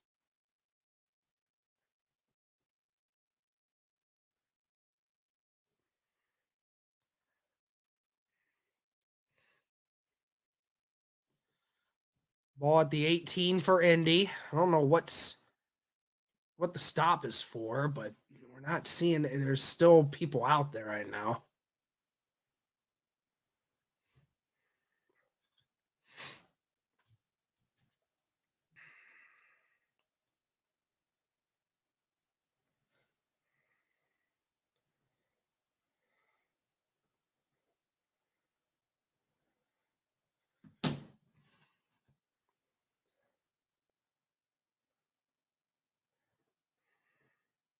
Well, we need someone to return punts, Sierra.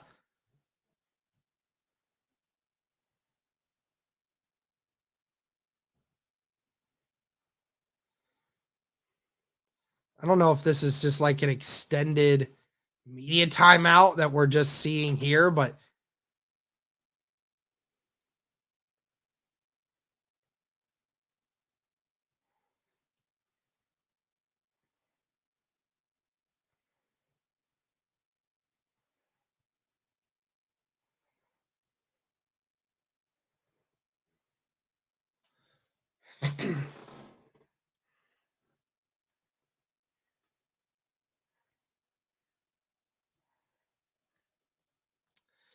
all right. I have no idea what they're doing. This has been a really long return from their broadcast. And the Colts now look like they're ready to go. Colts have the ball to start at the 18-yard line. Colts' first drive resulted in a touchdown.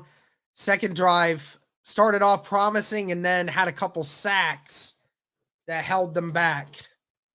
It'll be first down and 10 for Indy. Three receivers to the right, tight end on the left. Colts going to run the football here. Jonathan Taylor waiting behind his O-line, gets a gain of 3 before being brought down.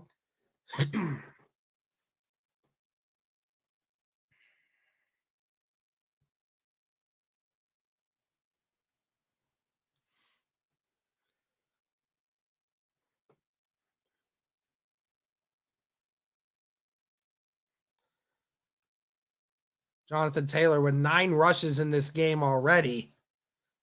2 receivers to the right, 2 to the left, 1 to the right. Now tight end on the left. Downs will motion right. Minshew's going to pass. Minshew has time. Finds his wide receiver. That's DJ Montgomery, who had the touchdown last week against the Steelers. Had to come off the practice squad with the injury to Pitman. And that is a first down for Indy. Ball's at the 29. Great job there by Minshew hanging in the pocket and Montgomery holding on to that catch.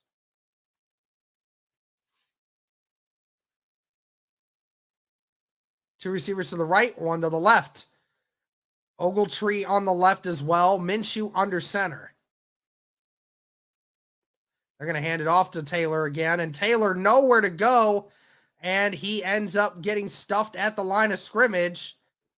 It's been very difficult for the Colts to run the football these last couple of drives. The Atlanta Falcons really doing a much better job of stuffing the Indianapolis Colts.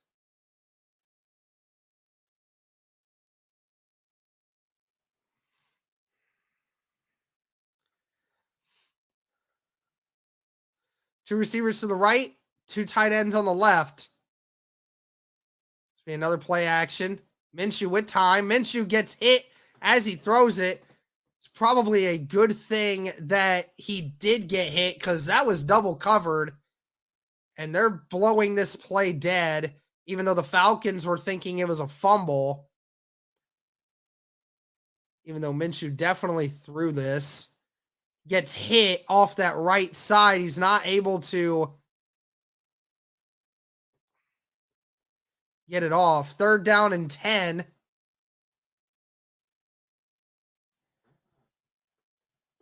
Happy holidays. What's up, Austin? Thank you, man. Thank you for being a member, 5-month member. Appreciate that. Minshew rolls out to his left. Minshew is just going to run it and gets pushed out of bounds, and he is not going to get the first. Gets a gain of about 4 before being brought down, and the Colts will have to punt.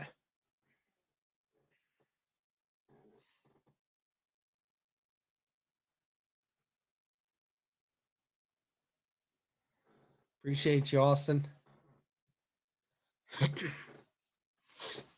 So after that Colts first offensive touchdown, hasn't really been great to start off the next two drives.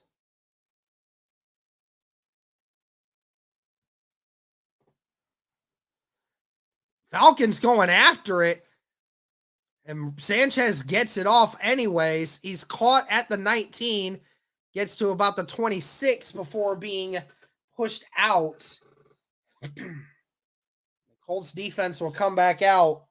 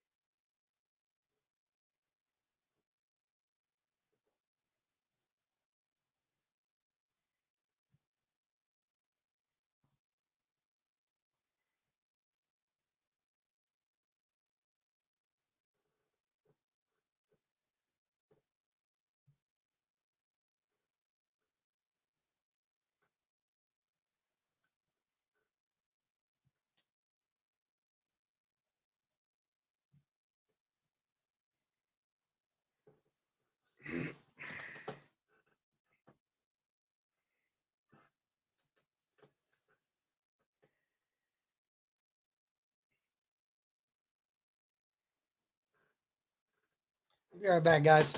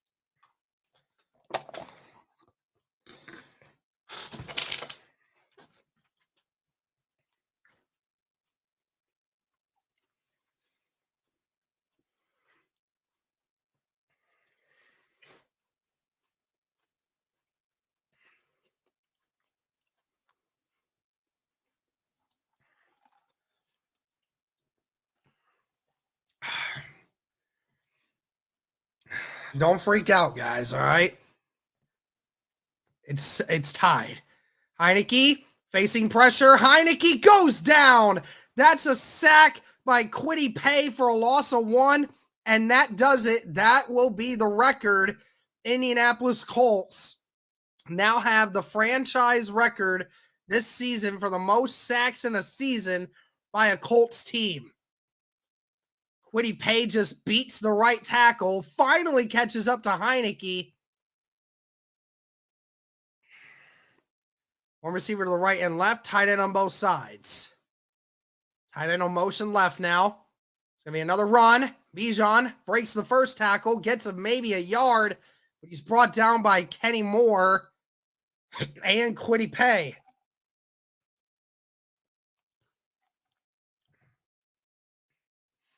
Be third down and long coming up again for Falcons.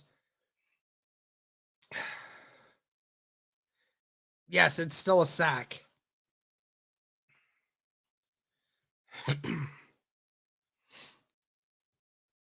Three receivers to the right, one to the left. Colts showing blitz. And there was a false start, it appears, on the Falcons. Should be. It will be.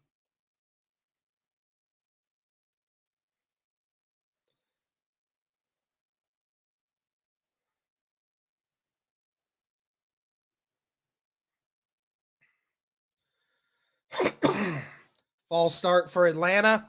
So it'll be 3rd and 14 coming up. The Colts defense get the stop here, get back to some good field position. Colts playing far back. Colts only bringing 4. Finds the receiver in the middle of the field, and he's brought down. He's going to be 3 yards shy, but looks like Julian Blackmon is down, isn't getting up.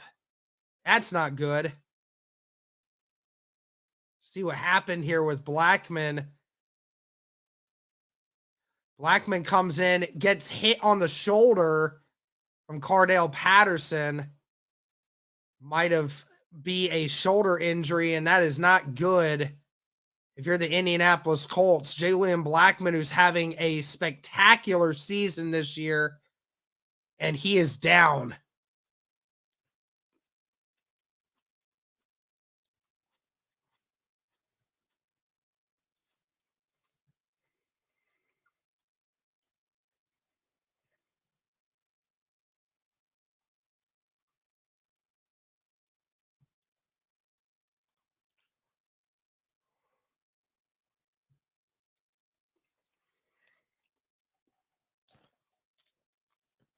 Yeah, it was nothing belligerent.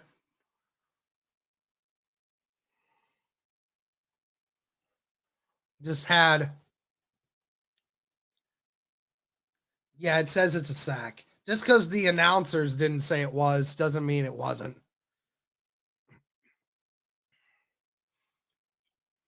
Hopefully, well, you'll see Nick Cross in there. But definitely stinks. Julian Blackmon, who's had a phenomenal year this year.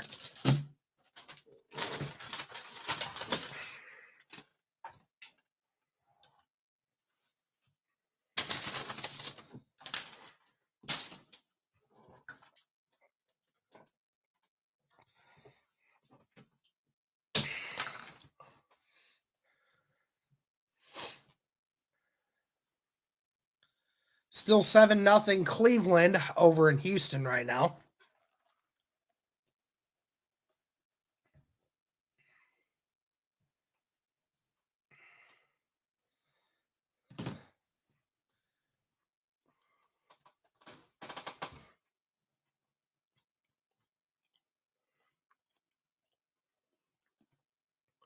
Have to see if Blackmon finds his way back in.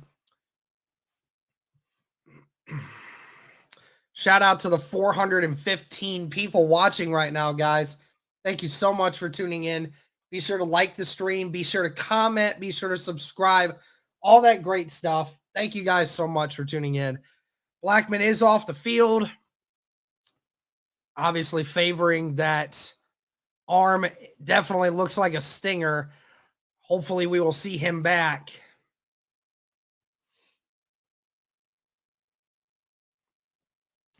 Colts were set after it. Weren't able to get to it. Downs will fair catch it at the 21. Yeah, he walked off. Don't worry, guys. He walked off. And Cleveland with Amari Cooper gets a big Hail Mary pass, and it's a touchdown. There is a flag on the play for Cleveland. Or on that play, we'll see if it's a flag on Cleveland or not.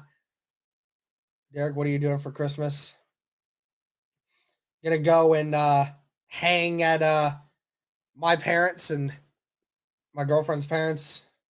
Just chill. Here we go. Colts at the 22. Minshew with another pass attempt. Minshew, and it's over the head of his wide receiver. Wasn't quite able to connect. 2nd down and 10 coming up. Colts offense just needs something to get it going. It's just too high for Josh Downs. Drew Toya with the $10 super chat. Thank you. Barry Chrysler. Hope you have a better 2024 than 2023. Glad to find a Colts streamer. Drew, thank you very much. I greatly appreciate that.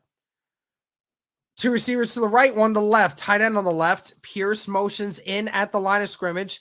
It's going to be another pass for Minshew. Minshew, and it's over the head of Cox, and there is a flag. Defensive pass interference all the way against the Falcons there.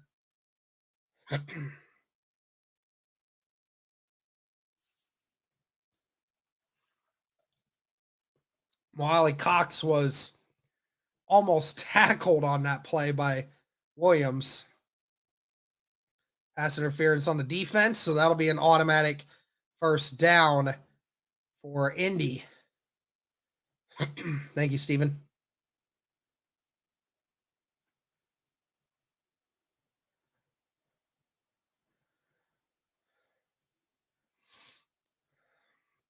All right.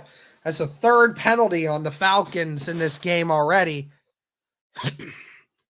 Ball at the 34, 10 minutes left in the second quarter. Two receivers bunch to the right, two tight ends set on the left. Downs will now motion left. It's going to be a fake toss to Jonathan Taylor. Minshew he throws it over the head of Kylan Granson. Granson, who would have probably only had like 2 or 3 yards anyway, but Minshew overthrows him once again. Starting to see a common pattern here.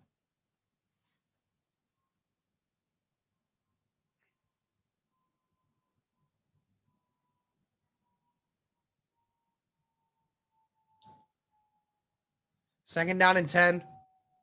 Two receivers to the right, one to the left. Tight end on the right. Taylor in the shotgun with Minshew. Minshew with time. Minshew going deep. And it's incomplete. And they're not going to call pass interference, even though Downs was tackled. Going to say that he was tripped up.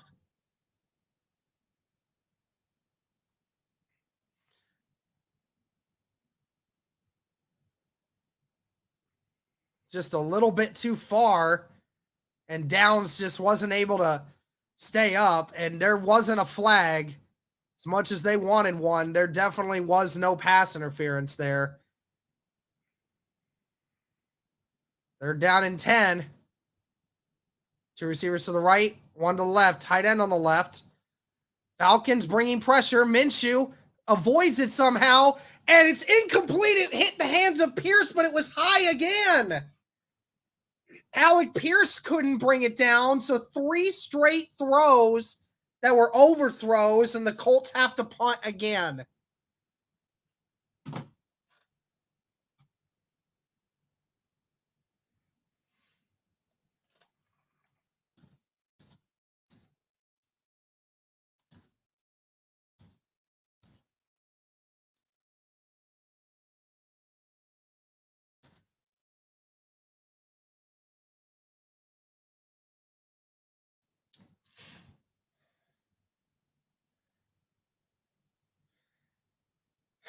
And it will be a fair catch inside the 20.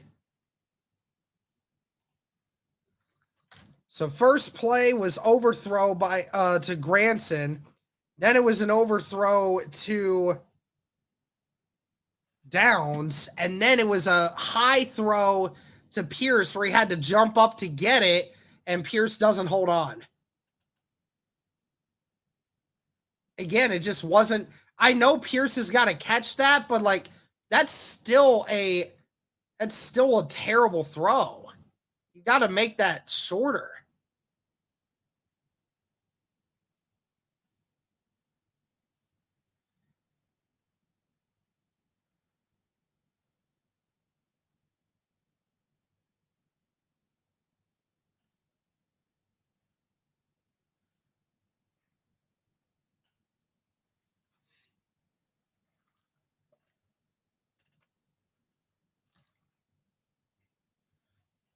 Dr. Doom with the $2 super chat. The red zone hates us and rarely shows the Colts. I'm sorry, man. I appreciate the super chat, by the way.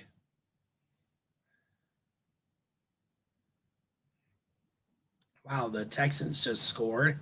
That's 14-7 now.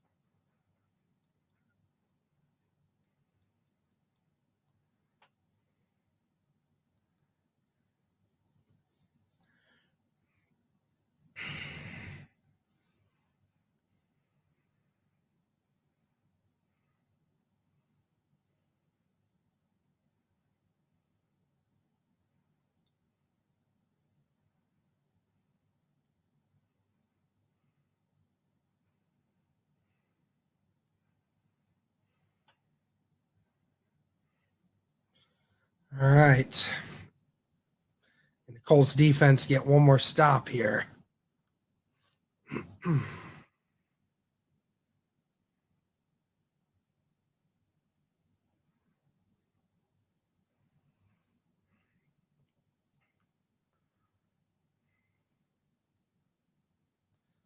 All right, ball at the 14. Two receivers to the right, a tight end on the left, I formation. It's going to be another run here for the Falcons. Falcons brought down at the 19. It's a gain of 5.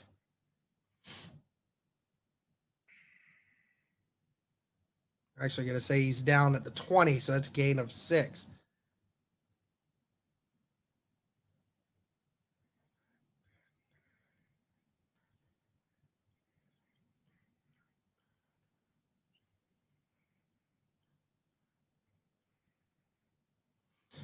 One receiver each side. Another wing formation here. Heineke going to throw it, and it is a screen pass, and it's caught somehow, some way. Gets pushed out finally. And there's a flag on the play. It was thrown after the tackle was made. There's no way they're about to get speed for this, right?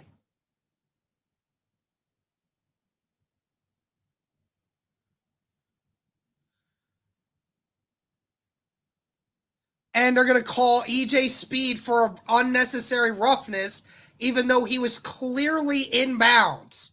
Are you kidding me? How? How? Grover Stewart reads it perfectly, but Grover tries to go for the ball instead. What? How? How is that an unnecessary roughness? How? I don't understand. What? Are you kidding me? How?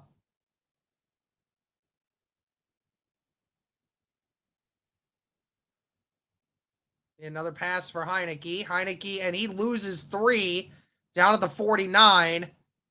I don't understand how that's unnecessary roughness. He literally hits him out of bounds. It's a bang bang play. I don't understand.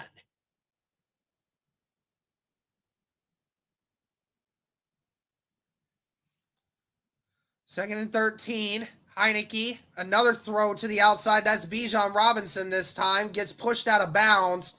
We'll see where they spot him. He is a few yards shy. Zaire Franklin pushes him out. It'll be 3rd down and 2 coming up.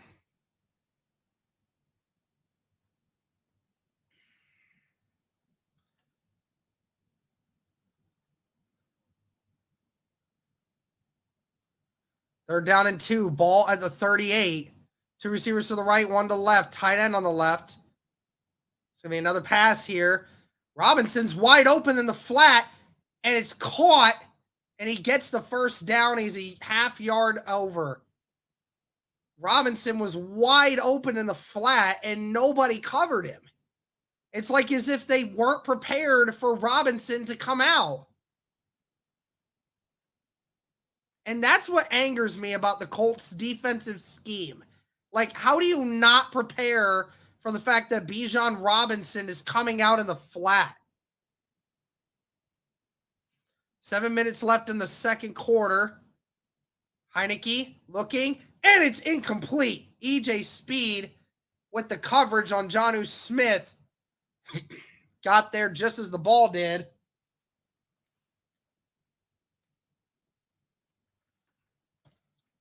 Heineke was just late getting it there.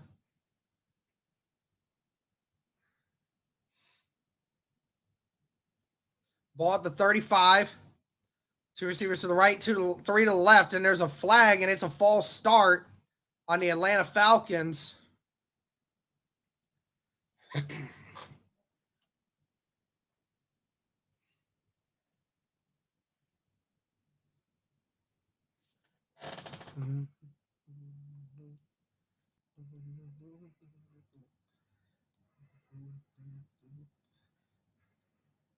Blackman is questionable to return.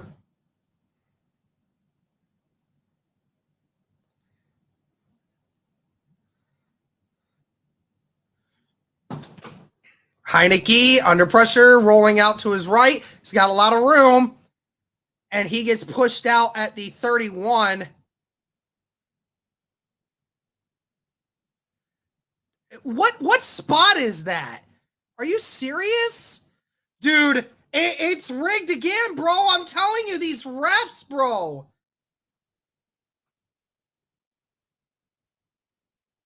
If they put him past that 30-yard line, these officials are so blind, bro.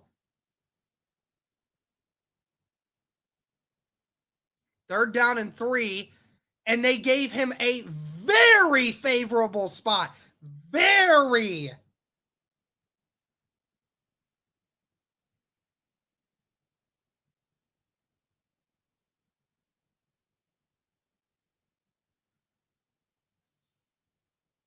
Okay, they moved him back now. Okay. Yeah.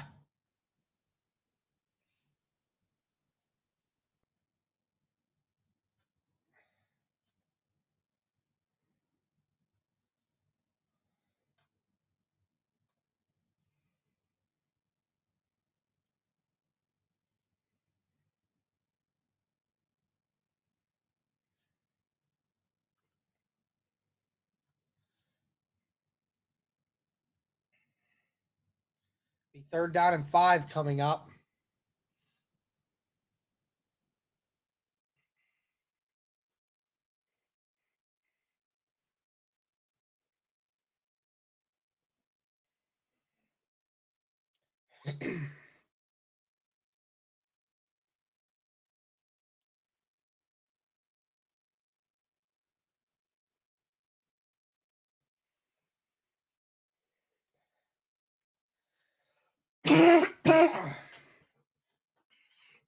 Third down and 5. 6:14 left in the second quarter. Ball at the 31. 2 receivers to the left, 1 to the right. Tight end on the left as well.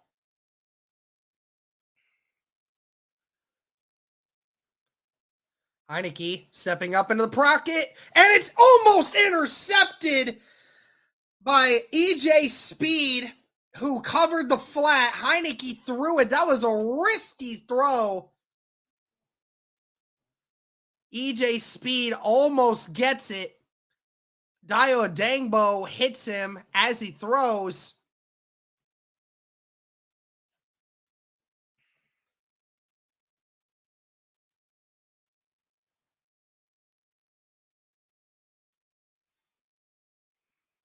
And it'll be a 49-yard attempt here for Young Ho Ko.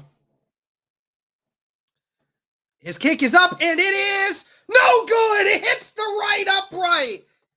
Oh, my goodness. It hits the right upright. There is a flag on the play.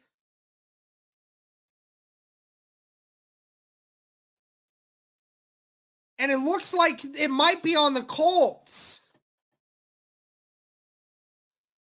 Please, no, God. Offside on the freaking defense, man.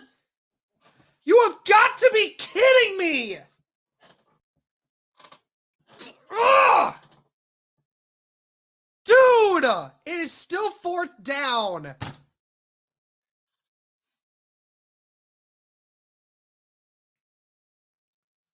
Unbelievable. And now the Falcons are going to go for it on 4th and inches. Unfreaking real, dude.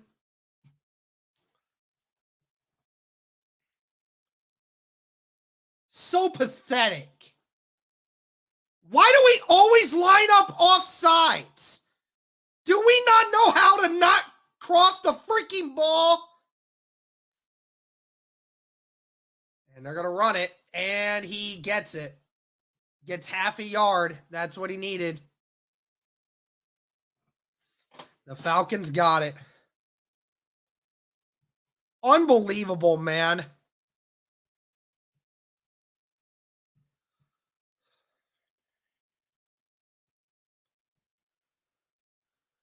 Unfreaking real. Why does the Colts defense always line up offsides?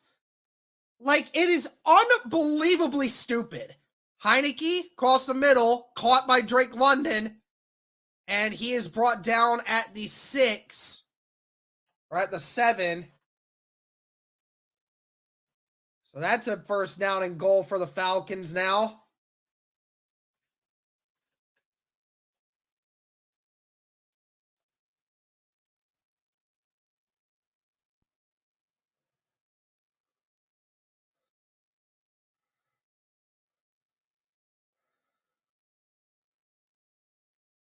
And the Colts get a stop here. 3 receivers to the right, 1 to the left. Heineke under center. Fullback lined up, now motioning right. It's going to be another run. Bijan Robinson has room, but he's going to get brought down after a loss of 2. Great tackle there by Nick Cross and EJ Speed. Samson Ebukam banged up a little bit there. Hopefully he's okay. Robinson booked it back to the left. Yeah, tackle was made by Nick Cross. EJ Speed right there behind him. 2 receivers to the right, 1 to the left. Tight end on the right as well. That's Pitts. Second down and goal at the 8. Heineke finds London across the middle, and he's brought down at the 4. Third down and goal at the 4-yard line.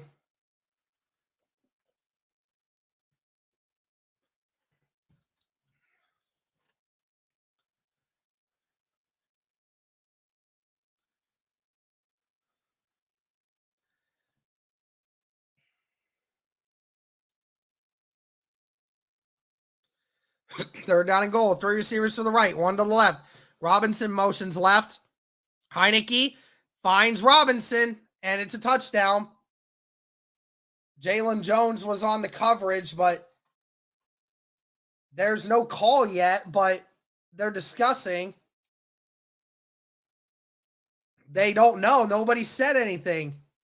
Robinson was wide open once again in the flat. Jalen Jones doesn't pick him up, but we're not sure if he got both feet in. That is close. Not sure if that other one went down, but it doesn't look like it was a touchdown. Or it is a touchdown, or no, it isn't. They're going to kick the extra field goal here, and it's a 23-yarder, and the Colts defense gets away with 1.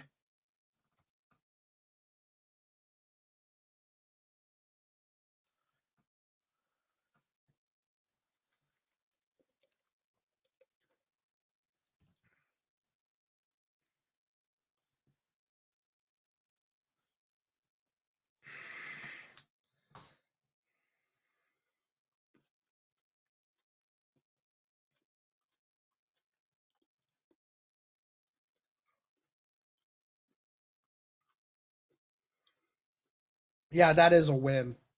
That is a win for that.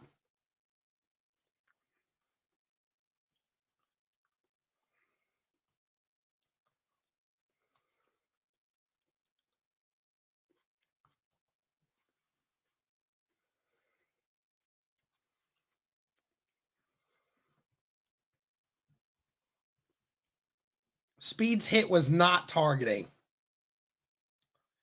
There's no way that's targeting.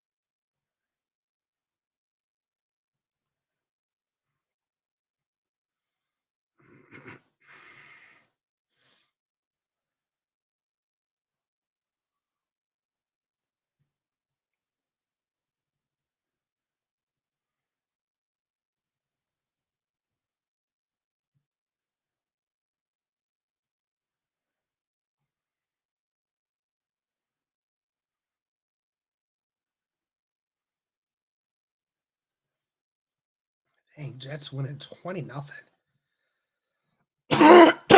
My goodness.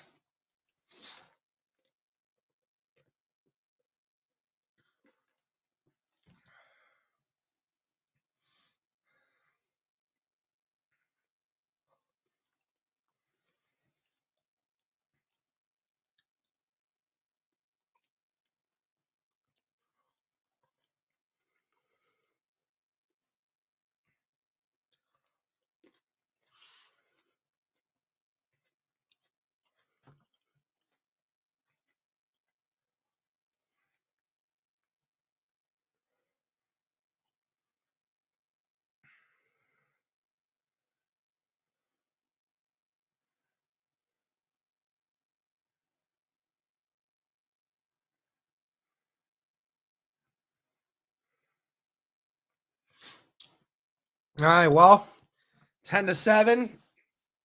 Colts with another chance. 3 minutes, 23 seconds left. Plenty of time to go down the field and either tie or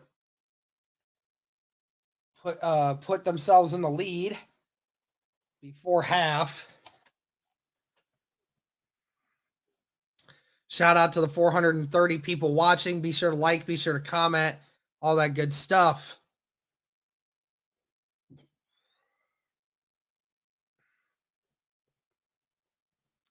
Two receivers to the right, one to the left, tight end on the right.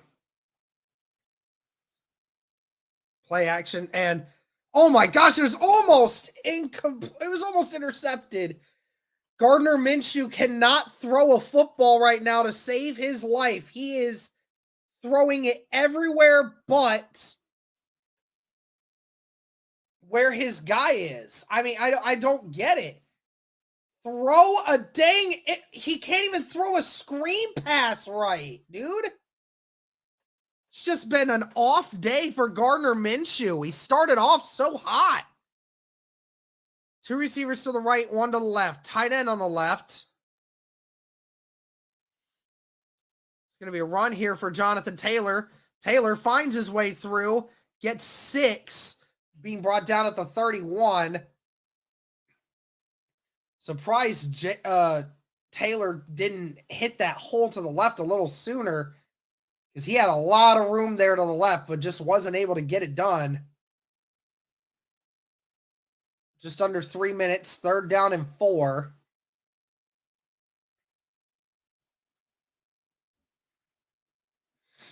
One receiver to left and right, tight end on the left.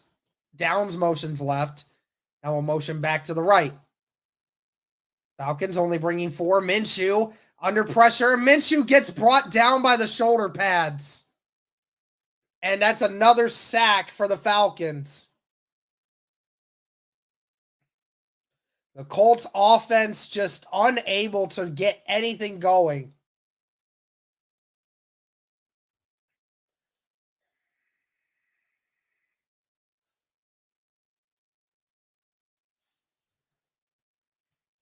Appreciate that, Mr. Clean.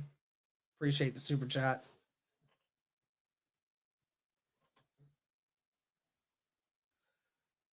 Fourth down and 12, and the Colts will take this to the 2-minute warning.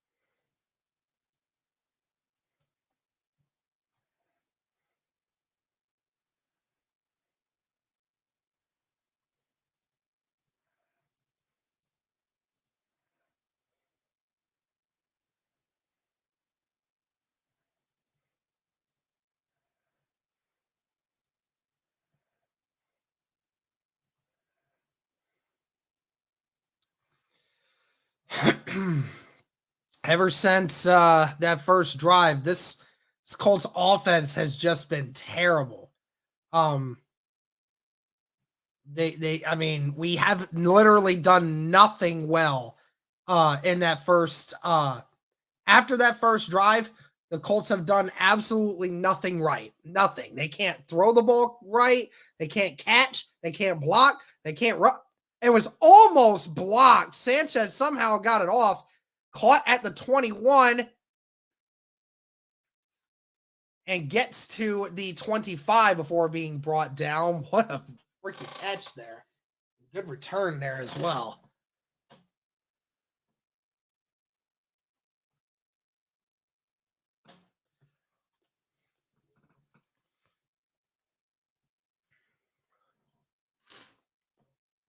Indianapolis Colts, man, got to get a stop here.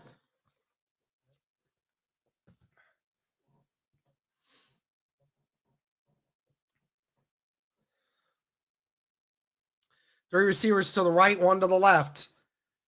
Heineke throws it quick to Jonnu Smith, who breaks one tackle, breaks two tackles, brought down at the 39.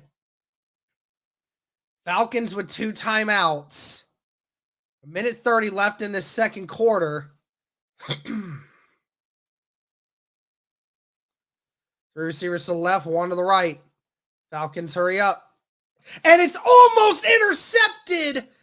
Zaire Franklin had it, but it bounced off his shoulder. Zaire Franklin read it perfectly and would have had enough speed. He probably would have taken it to the house, but just couldn't hold on. 2 receivers to the left, 2 to the right. 1:20, second down and 10. Heineke throws it again to Jonnu, who gets it, and it's a caught at the 45. Zaire Franklin on the coverage again. That's Pitts, actually, with the catch there.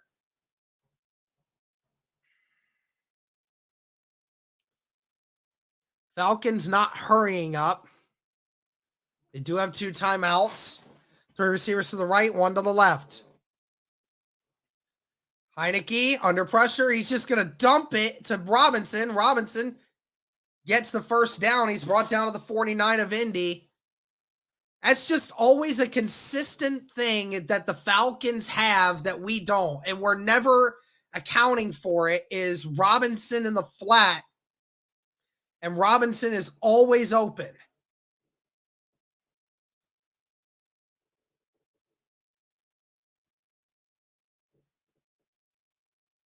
And that is the second timeout for the Falcons.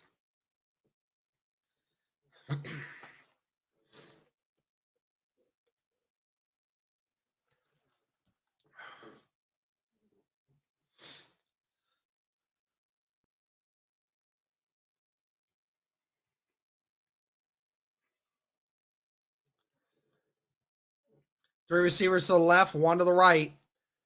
Heineke in the pistol with Robinson. Ball at the 49 of Indy. Colts actually bring pressure this time. Heineke throws it to Robinson. Robinson makes one guy miss and gets brought down at the 42. Great tackle by Juju Brents. Falcons hurrying up. It should have been a hold, but they didn't call it. Go figure. Ball at the 42. Falcons need to hurry up. And he's wide open. Juju Brents just gets smoked by Van Jefferson. The Falcons are going to get the ball with 10 seconds left here. They're going to spike it. 10 seconds, ball at the 29. Presume that the Falcons will get one more play here.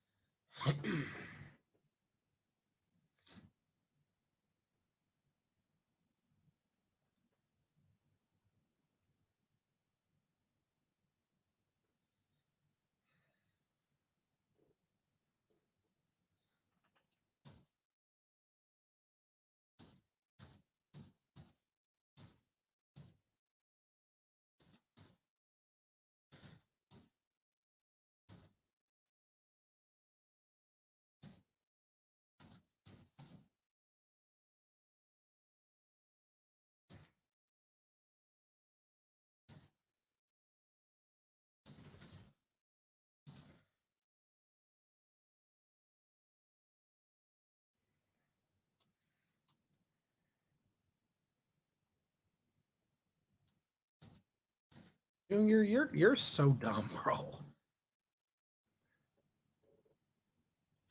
Field goal attempt here for the Falcons. Apparently, they called a timeout. I don't know why, but oh, well, yeah. Why did they call a timeout? They had 10 seconds. I don't know why they had to call a timeout, but Co has to come out and kick a 47-yarder. Missed one from this angle earlier. See what happens here. That one is up, and it is good. So the Falcons will take what presumes to be a 13-7 lead over the Colts as we go into halftime.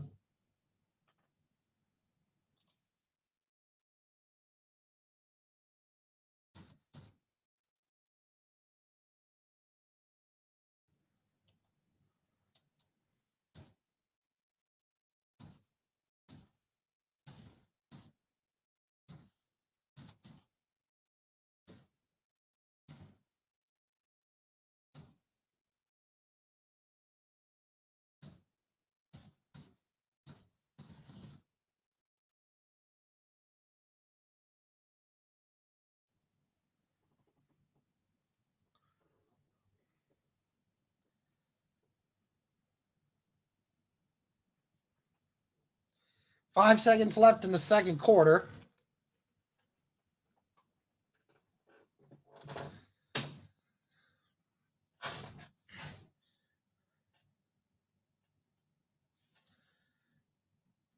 Steven, it's not that the Colts aren't running the football. It's the fact that we've ran the football 11 or 12 times and have only gotten 34 yards. We're not running the football well. The Colts are not doing anything well. That's the problem, is everyone's just saying, run the damn ball, run the damn ball. It doesn't do anything if you can't run the football. You can keep saying it, run the football, but the Colts aren't running the football well. That's the problem. The Colts aren't doing anything well. They're not throwing the ball well. Gardner Minshew is going to end this half with 0 for 6 for his last 6 pass attempts. Colts are just lucky we're only down 1 score.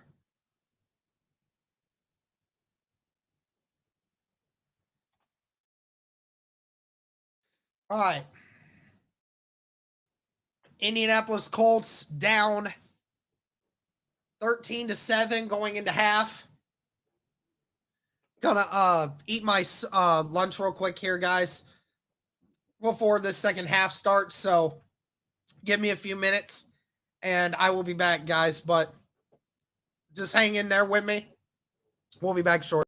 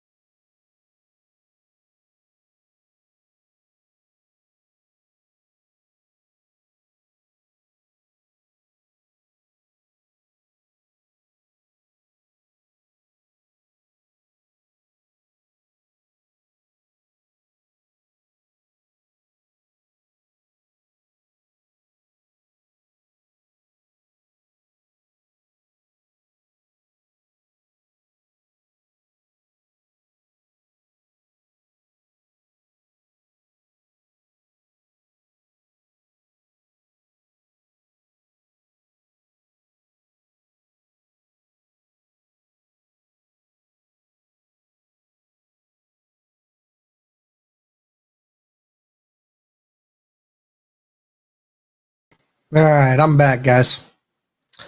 All right. So, Colts losing so far. So far, it's just not been a great game all around. Looking at all of it, Minshew,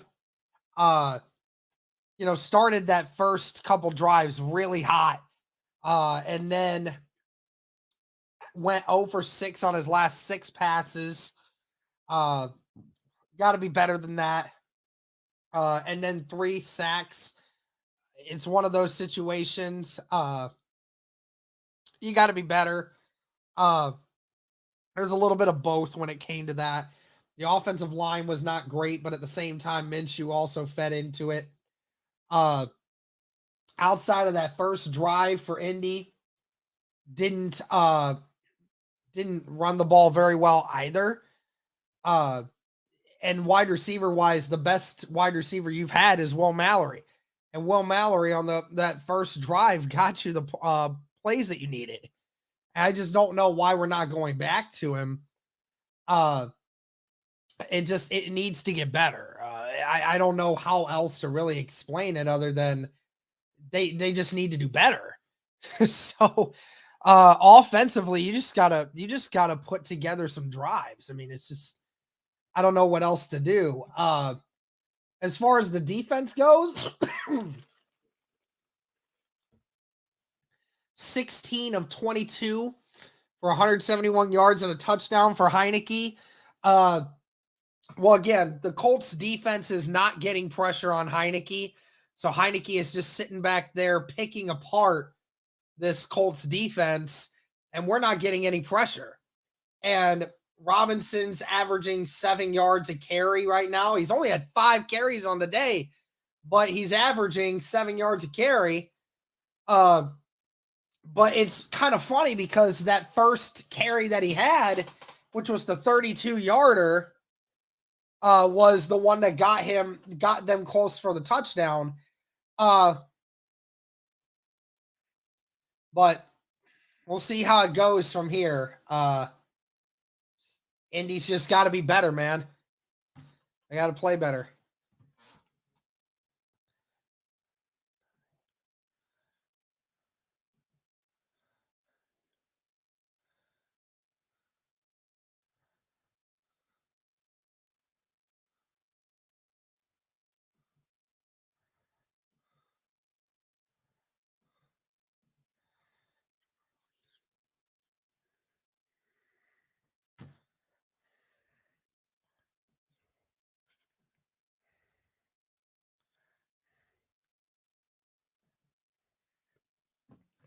All right. Here we go. Starting off the third quarter here. See how it goes. Falcons will take over.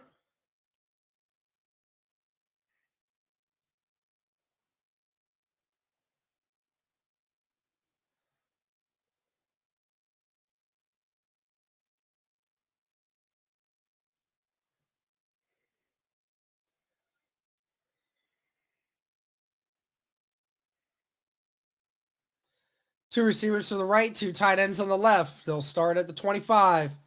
And Heineke loses the football. Let's see who hopped on it. The Colts are saying they have it. They're saying it's second down. Heineke somehow landed on it. That would have been something to start this. Heineke loses that ball. DeForest Buckner almost lands on it, but Grover couldn't get it. Heineke loses 4 yards. Wow, what a play to start.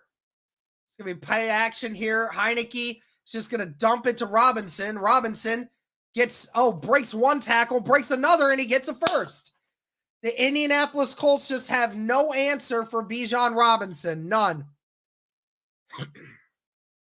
After a near fumble, Bijan Robinson breaks the tackle of Kenny Moore and breaks the tackle of Juju Brents and gets the first down. 2 receivers to the left, 2 tight ends on the right. And Robinson breaks out of another tackle from Dio and breaks out of another. Tackled at the 40. Tackled the dang dude, man. Dio Dangbo had him in the backfield. He tries tackling him with one arm. Use both arms, you idiots. God, man. This is so frustrating. Just tackle him. He's small as shit. Like, how do you not tackle this dude? He's smaller than all of you. God. Heineke dumps it to his wide receiver. That's Jonnu Smith. And he's going to get the first down.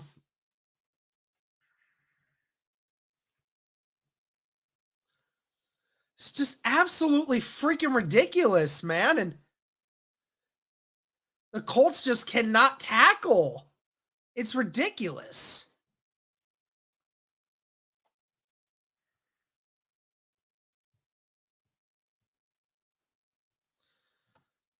Two receivers to the left, tight end on both sides. Ball at the 46. So be another run here for Patterson, and he gets to the outside, and that's another first down. Colts just keep losing outside contain, dude. God, this Colts defense is pathetic today. Tyquan Lewis loses outside contain.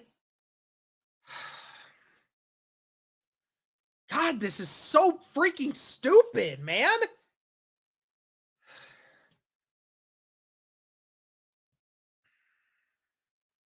Patterson with another run. Gets a gain of 7 before being brought down. And the Falcons are already in field goal territory.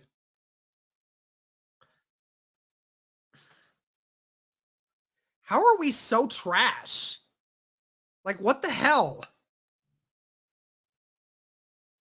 This isn't even Bijan Robinson doing it now. It's Cordell Patterson. Patterson breaks another tackle, gets a gain of 6, brought down at the 31. Colts are bringing everyone and still can't stop him.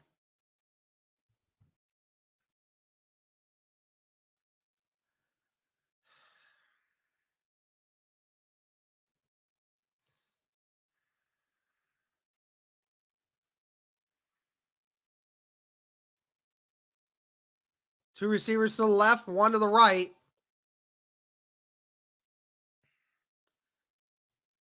It's going to be another run here for the Falcons. And plenty of room, and that's a touchdown for the Atlanta Falcons. The Colts defense stood absolutely no chance.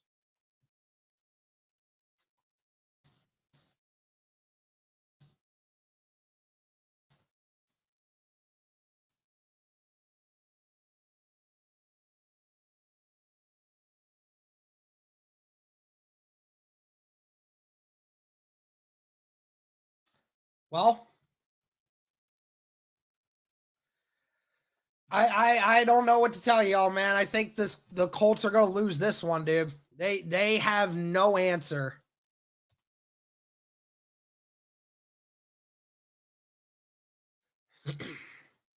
They just ran it down our throats.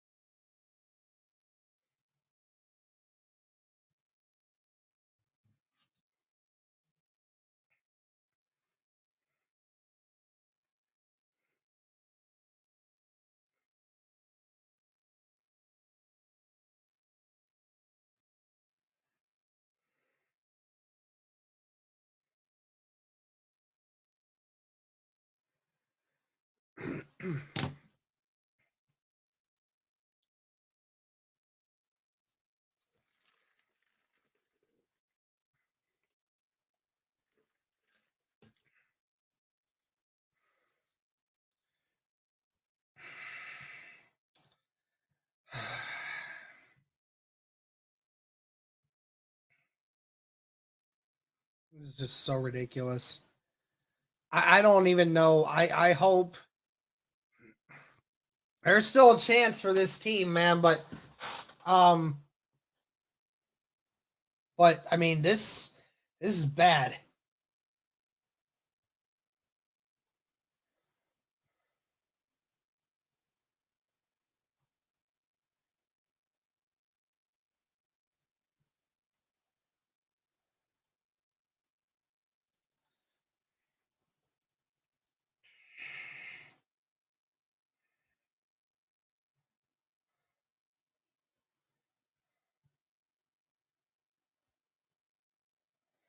Isaiah Cox for the $5 super chat. Thanks, man.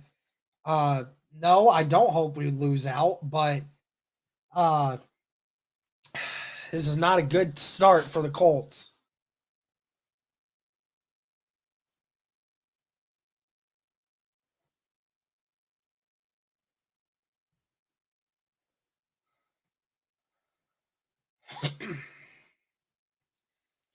The Colts will get the ball now to start the second half. Colts offense that scored on the first drive to start this game and hasn't found the end zone or anything since. Oh, come on. Please don't do this to me right now.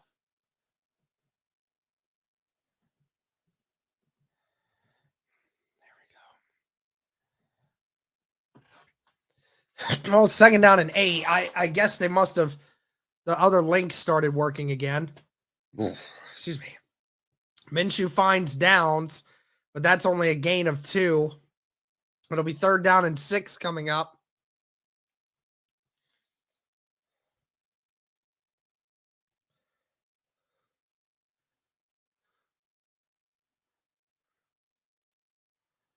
Again, Minshew throwing the ball freaking high, man.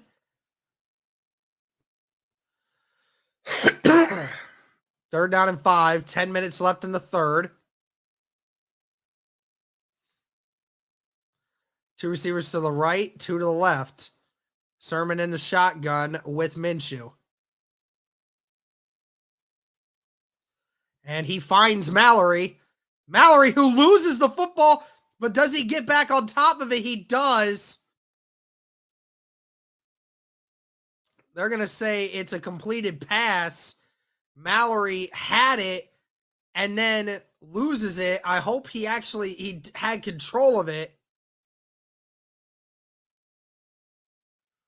It looked like he had control of it, and somehow Mallory gets it. They're going to call a timeout and look at this, but that looked like a catch to me.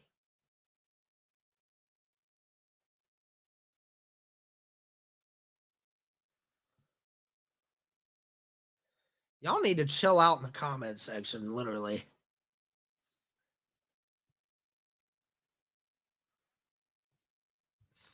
The Falcons are going to challenge this.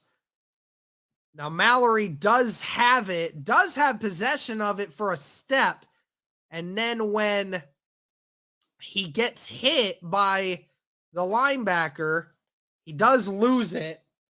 I have a feeling that it will be still a catch.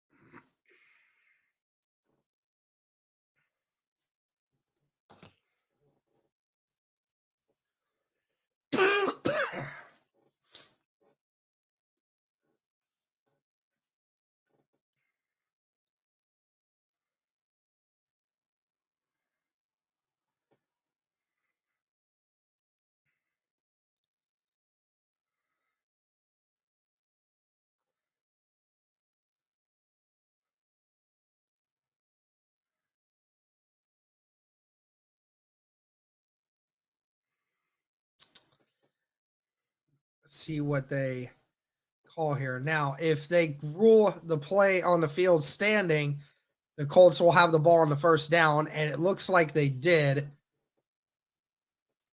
So they will say it was a catch by Will Mallory. He had the ball long enough for it to be ruled as a completed pass. So the ball be at the 40, first down and 10 for Indy.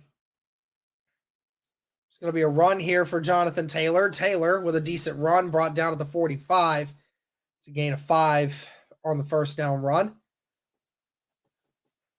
See if we can get that run game going for Indianapolis a little bit in this one.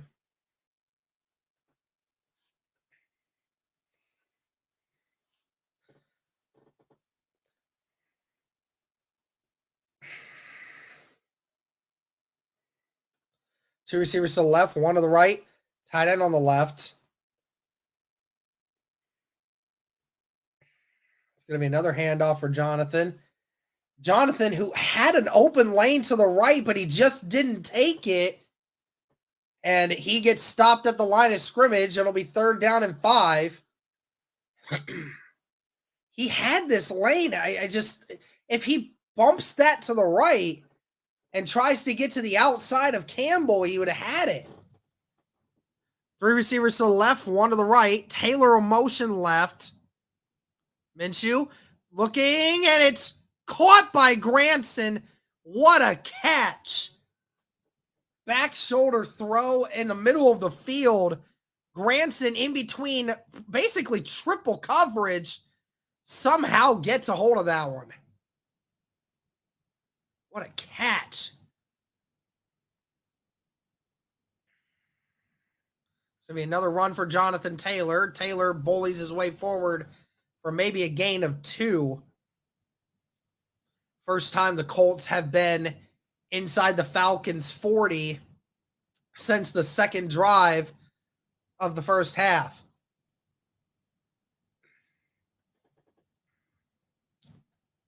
7.5 minutes left in the third quarter. Colts only down 2 scores. 3 receivers to the left, 2 to the right. Minshew in the shotgun all by himself. Minshew with time. Minshew observing. Minshew going to run himself. Has a lot of room in front of him, and he's going to slide at the 15-yard line, and the Colts are in the red zone. It's one of the most athletic runs we've seen from Minshew all year. The pocket started closing in on him after that 4-second mark, and he just goes forward, and the middle of the field was wide open. Hold, and he's going to get it to Downs. Downs with room in front of him. Gets close to the first down marker. There is a flag on the play, though. See what it is.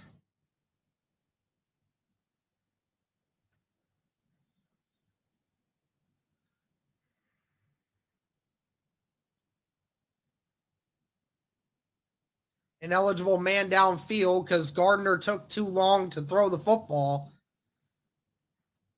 I think they're going to get Blake Freeland for that one. That's the problem with these RPO actions that you get is if you don't release this thing quickly, then you get a situation where you get guys that go down the field too quickly. 3 receivers to the left, 1 to the right. First and 15 at the 20. It's going to be a halfback draw. Jonathan gets to the 17 before being brought down. So he's second down and 12 coming up. Just over 6 minutes left in the third. Can the Colts finally get some points here?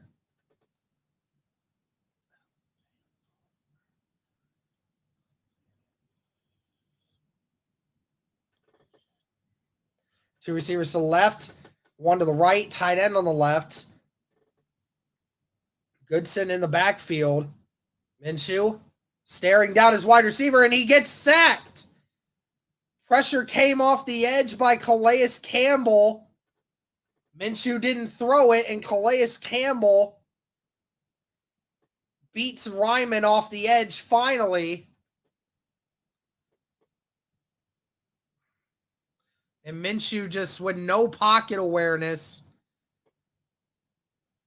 So now it'll be 3rd and extra long for the Indianapolis Colts here. 3rd down and 20.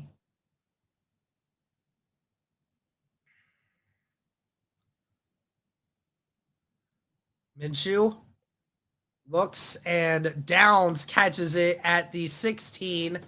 We're at the 15, actually. So that was a gain of 11, but it is not enough for a first. And the Colts will have to kick the field goal here.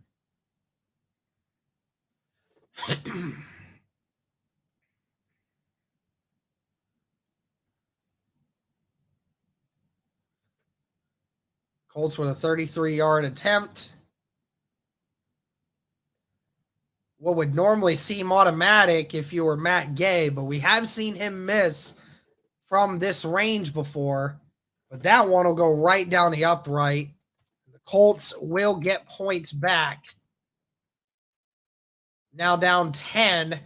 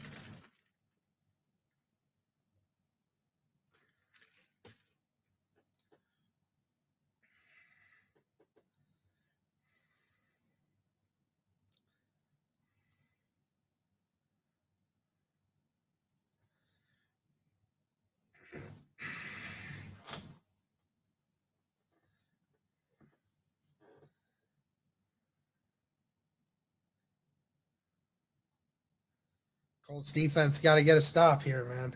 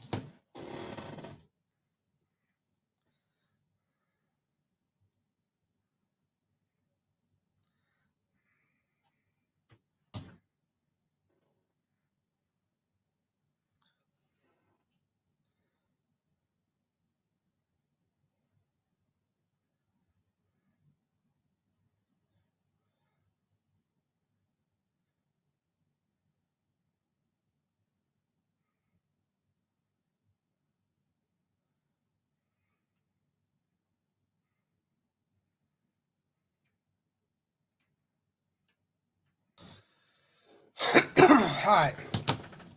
Let's see. Can the Colts defense get some stops here? If the Colts defense can get some stops, then we could see this team make a comeback.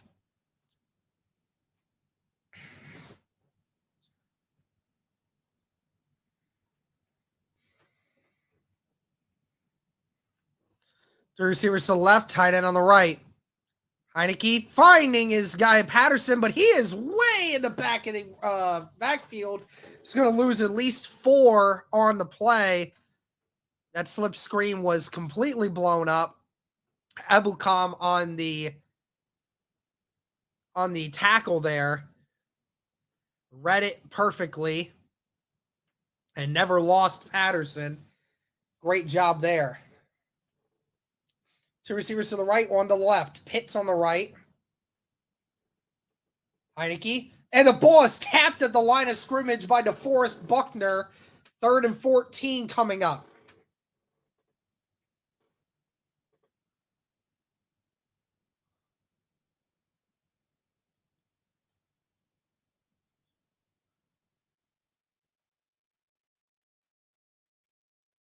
Great job there by DeForest Buckner.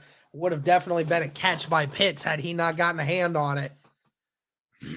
3 receivers to the right, one to the left. Robinson in the shotgun with Heineke. 3 minutes, 47 seconds left in the third. It's going to be a quick slip screen. Jonnu has room, and they get the first. Unbelievable. They get 15. I don't understand what is wrong with this Colts defense. The Falcons just ran a fucking wide receiver screen and got a first down on a 3rd and 15.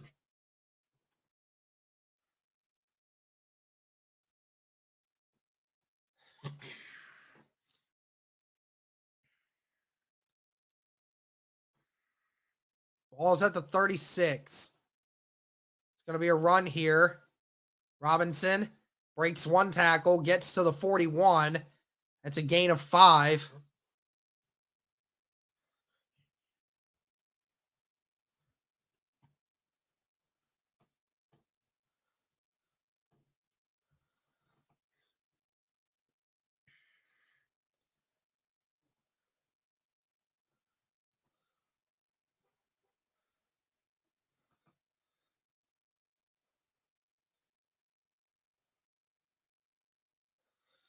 Three receivers to the left, tight end on the right. It's going to be another run here for Patterson. Patterson gets stuffed at the 43. That's a gain of 3.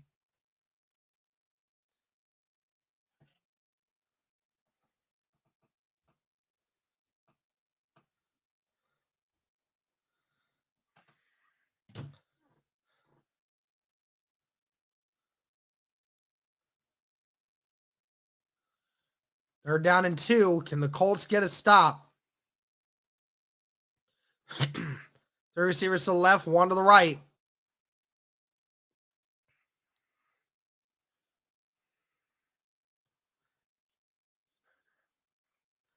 Heineke with all the time in the world, and it's caught. Somehow, some way, holds on to it, and that's a first down. EJ Speed was right there. Bang, bang, but yet still the catch is made.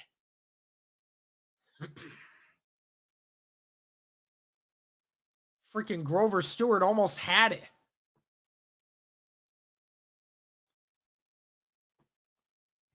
It's going to be play action. Heineke looking, and it's caught again. Another one into quadruple coverage, and that's Drake London. Well, the Colts defense did not come to play today, everybody.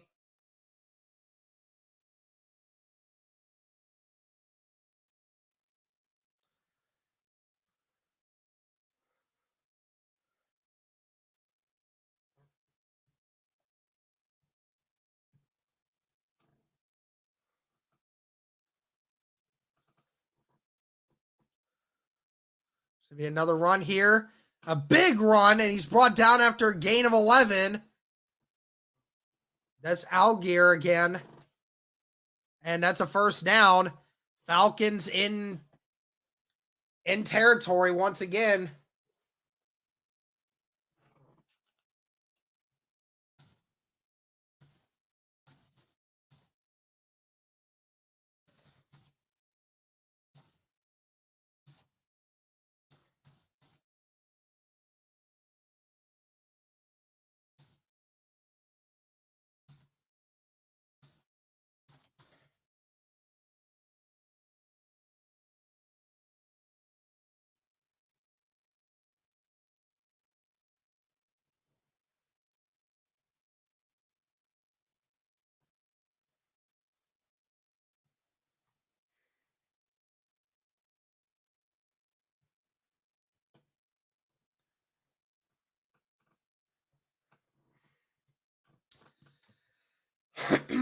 I think we need to fire Gus Bradley, yo.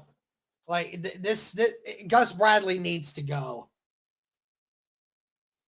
I don't want this man as my defensive coordinator anymore. I mean, how on God's green earth can you possibly allow what the Falcons are doing to your defense right now? How can you please allow that to happen?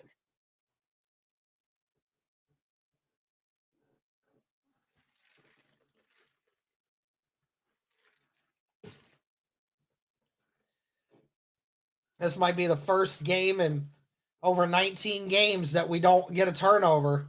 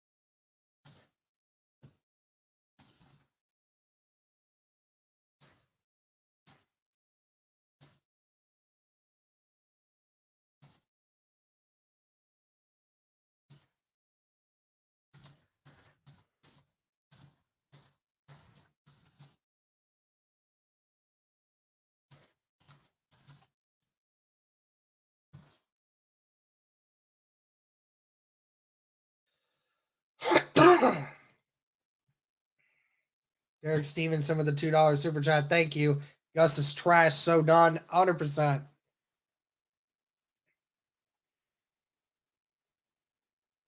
Gonna be another run here. And gets about a yard before being brought down to the 23.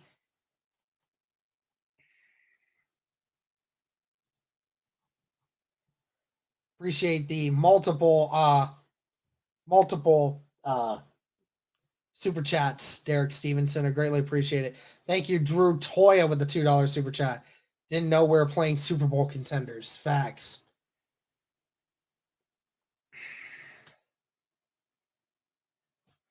Oh, yeah. Here.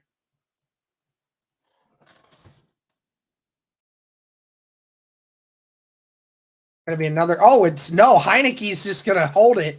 And that one is thrown away. 3rd down and 9 coming up.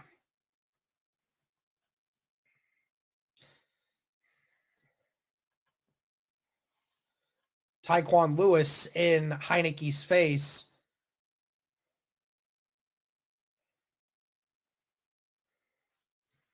Colts need a turnover in the worst way, dude. 3rd and 9, 14-15 left. And he's going deep, and he overthrows his wide receiver. Be 4th down and 9. That was Van Jefferson. So the Falcons will have to kick a field goal here. He had Jalen Jones burnt, too. Just wasn't a good throw on Heineke's part. A 40-yard attempt here for Koo.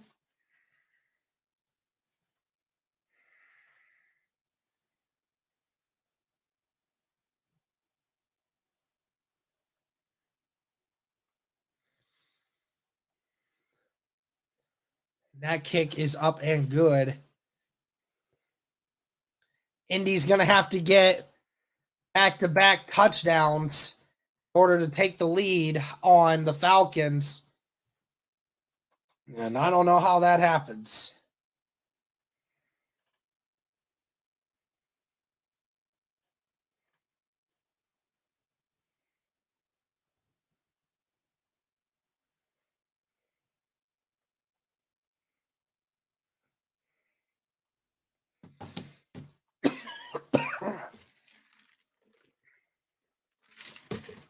Touchdown, stop at a touchdown. That's what this team needs.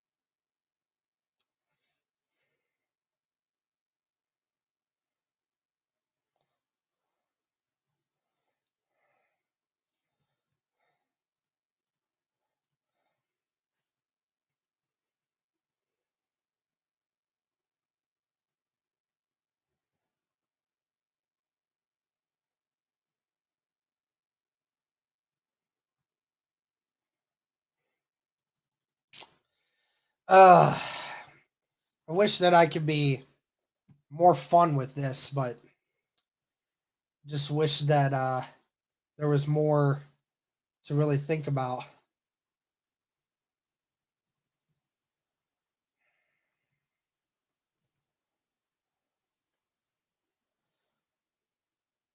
It just sucks because it's just like I don't know.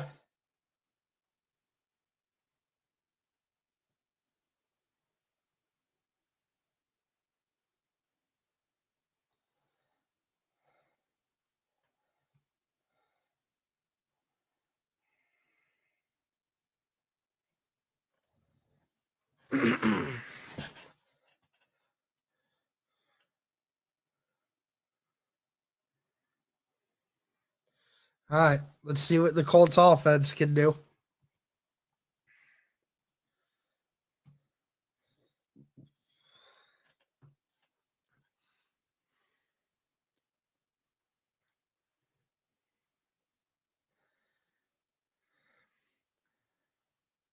I know, Terry. At the end of the season, that'll make it work, but right now it sucks seeing this team lose. 2 receivers to the left, 2 tight ends on the right. It's going to be a pass here. Minshew just going to dump it to Kylan Granson, who gets a first down. Gain of 11 there.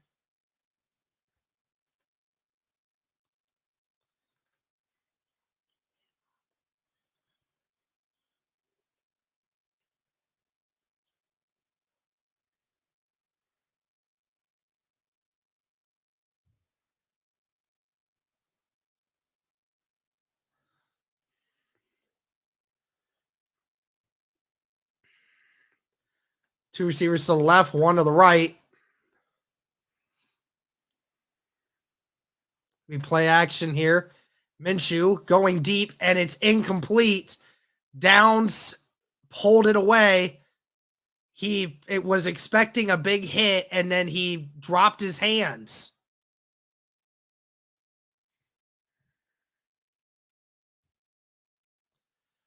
Minshew puts this. Oh, well, it's just too far off to the right, I think. Josh Downs had to go and get it.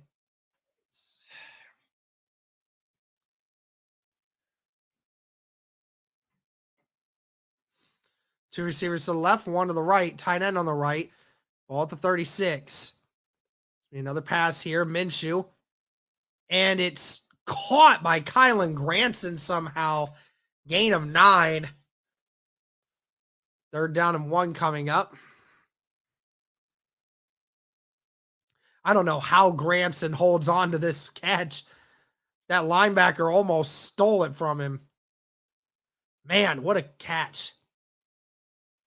It's going to be a run here for Jonathan Taylor. I don't know if he got it, depending on where they spot him. I think he's short. And the Colts are going to be short, less than a yard. See what the Colts do here.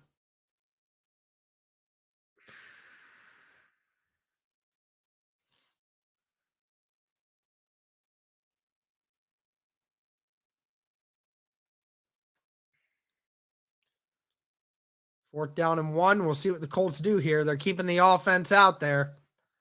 1 receiver to the right, 2 to the left, tight end on the right. Downs motions. And Minshew's just going to give it to Granson. Granson with some room in front of him and gets pushed out at the 43 of Atlanta. And that is a big first down. Again, the offensive play calling for this is just so spectacular. Great catch and run there by Granson. 2 receivers to the right, 1 to the left, tight end on the left. It's going to be another pass here. Minshew looking, fires, and it's caught by Alec Pierce, who is brought down at the 37, it looks like.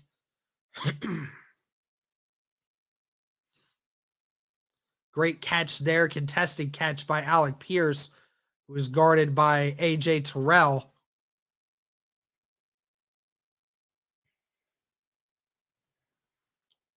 It's going to be a run for JT, and he gets nowhere. Gets brought down at the line of scrimmage.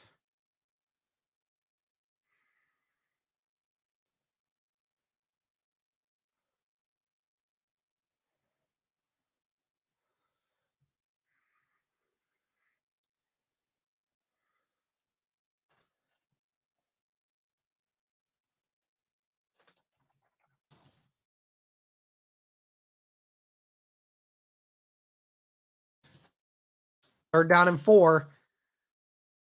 Minshew in the pocket. They're going to run it here with Sermon, and he gets nowhere. And the Colts tried to run it again and again. No room anywhere. The Colts are physically just incapable of running the football on this team right now, and the Colts are just not getting anywhere. Blake Freeland is just not blocking anyone.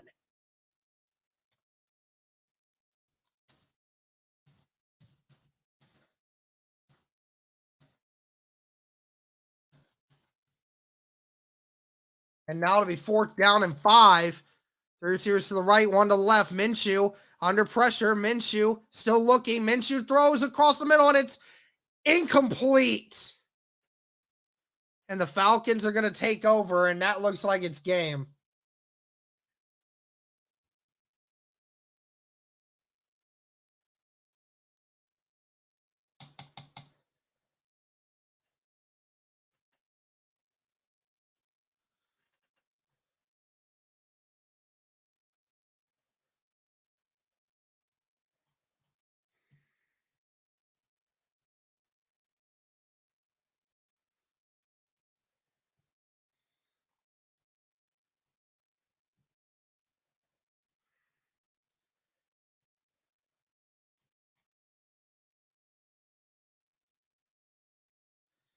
I don't even know, like, who to.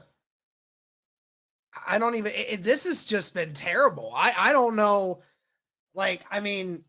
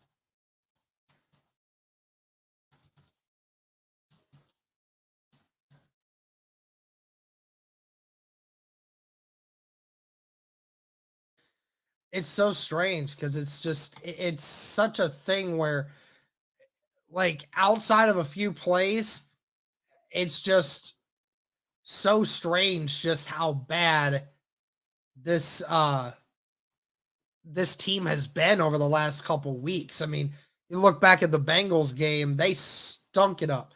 It's the same exact thing here.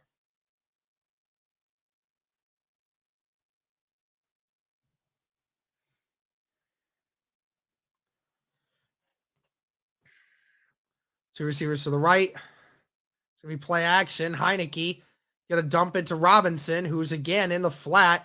Great tackle there by Ronnie Harrison, though, after a gain of 5.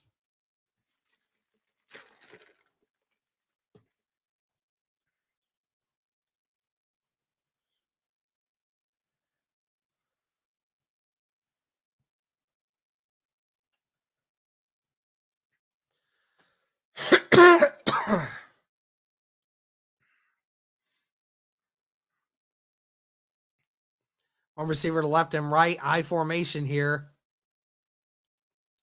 And Robinson gets maybe half a yard, brought down by EJ Speed. 9 minutes left in the 4th quarter.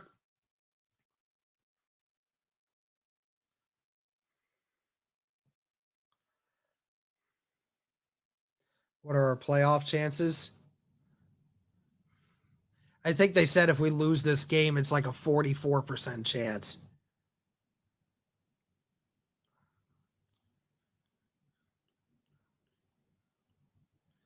Two receivers to the left, one to the right, tight end on the right.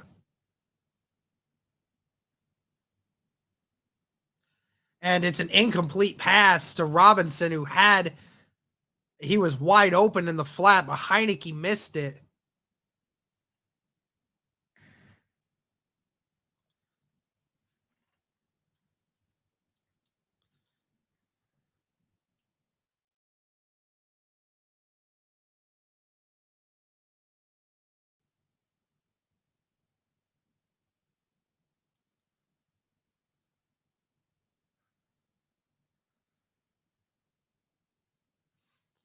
Eight and a half minutes left in the fourth quarter, and the Colts will get the ball back. There is still a chance, but Indy's going to have to get a touchdown very quickly. That ball goes out of bounds at around the 16-yard line.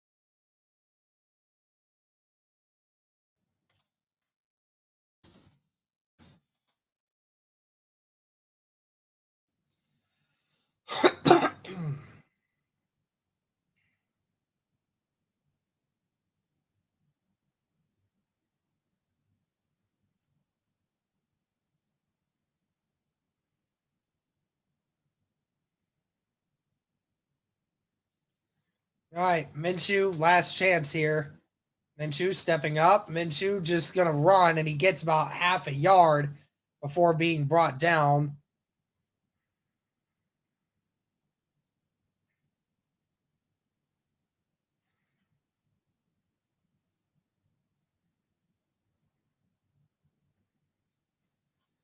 Colts have to try to hurry up.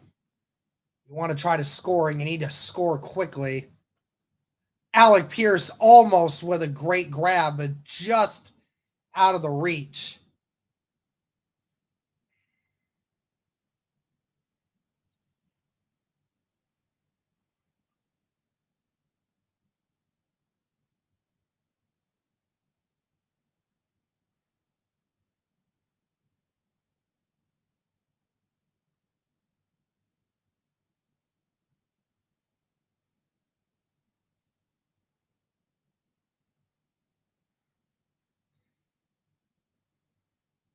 Minshew stepping up. Minshew throwing it deep again, and it's intercepted.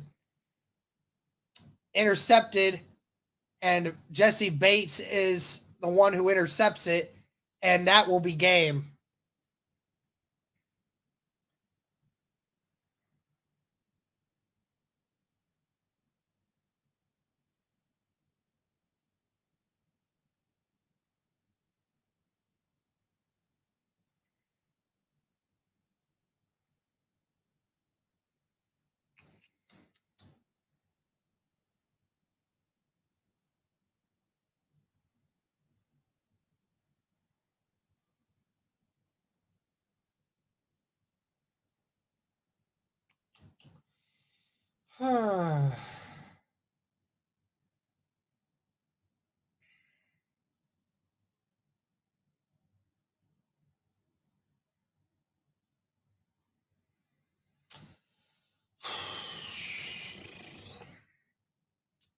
Well, Colts still have a chance for a playoff berth, but we'll see how it looks because, I mean, good thing for us is the Texans are still losing. They're getting blown out. So I don't think the playoff seeding changes, but I'll have to see. I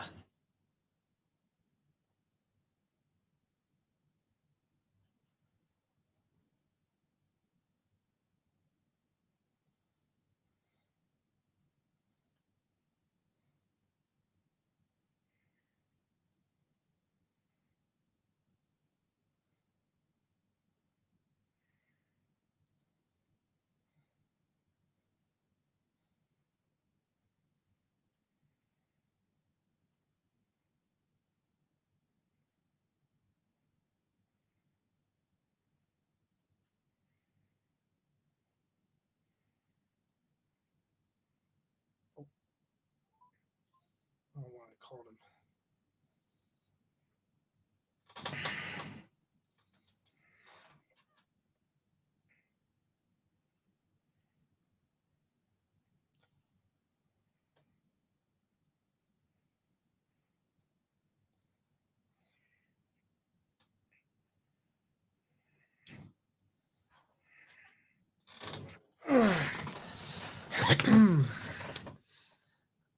It's so crazy because Minshew, there's two guys wide open on the right side, and Jesse Bates left Mallory all alone in the middle of the field, and Minshew didn't even look.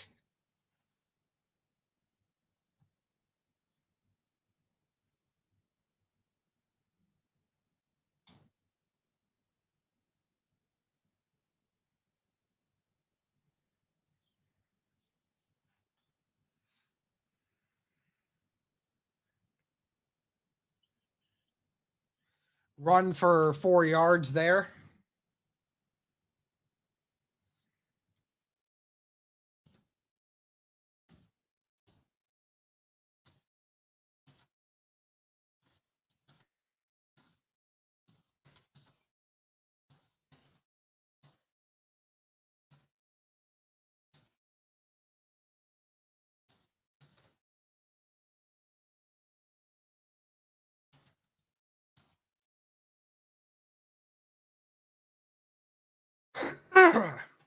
I mean, another run here for Bijan Robinson, who gets a huge run here. EJ Speed going to push him out at the 17.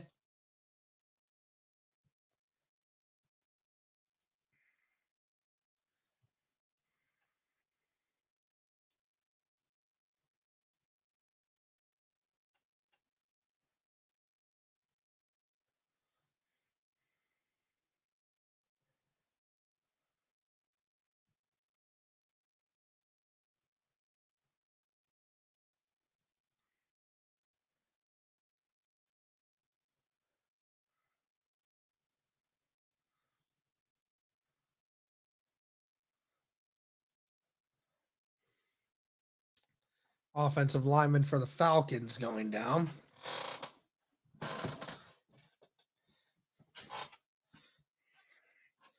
This will be the first loss this year, I think, to where the team we lost to did not have a winning record going into the game. So if that tells you anything about what's going on right now.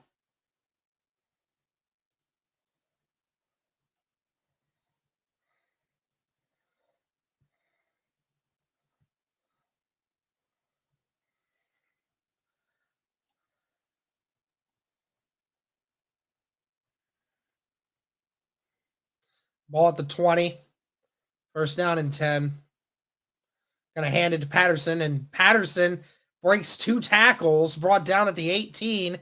Dio Dangbo had him in the backfield, but lost that one.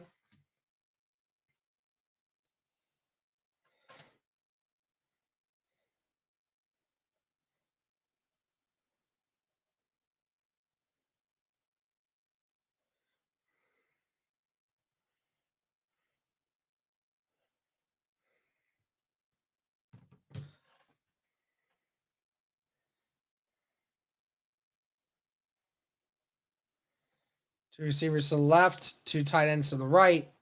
Second down and 7. Running back gets to the 15.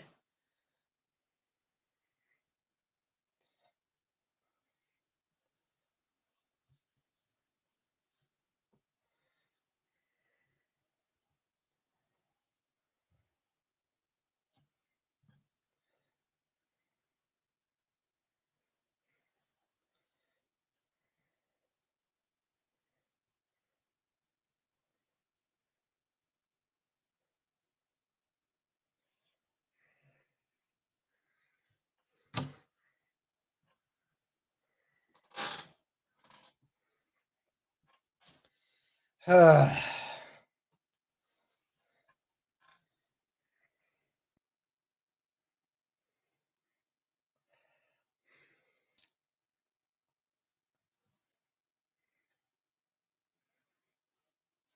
receivers to the left, 2 to the right.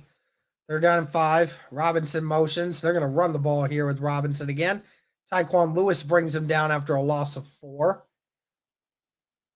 Again, they gave him such a favorable spot.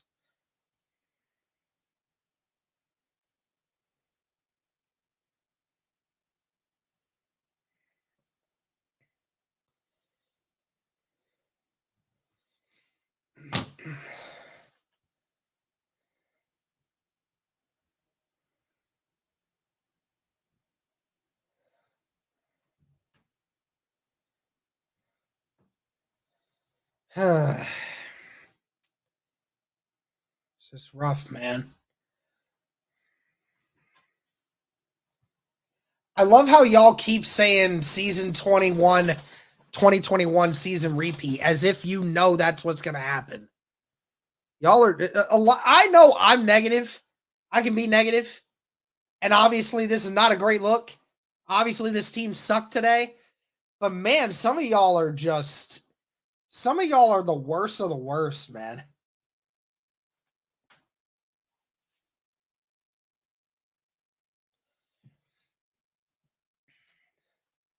Who comes out to kick again? And that one is up and good.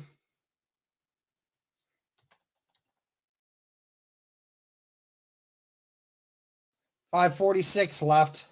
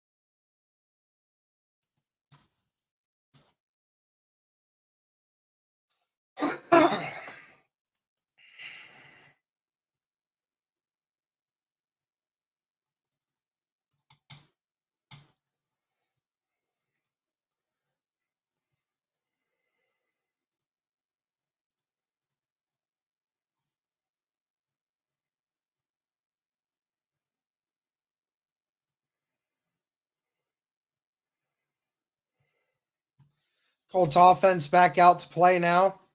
Minshew stepping up and overthrows Alec Pierce. 2nd down and 10. Gardner Minshew just does not look good today.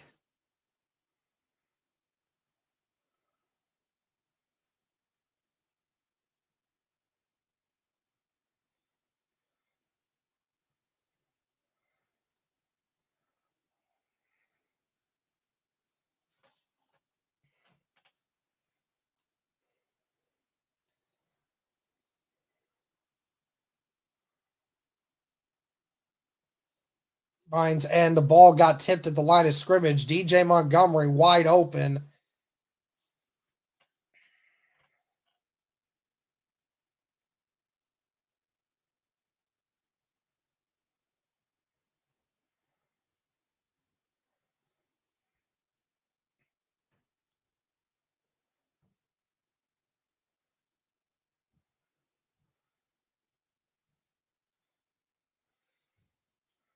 Third down and 10.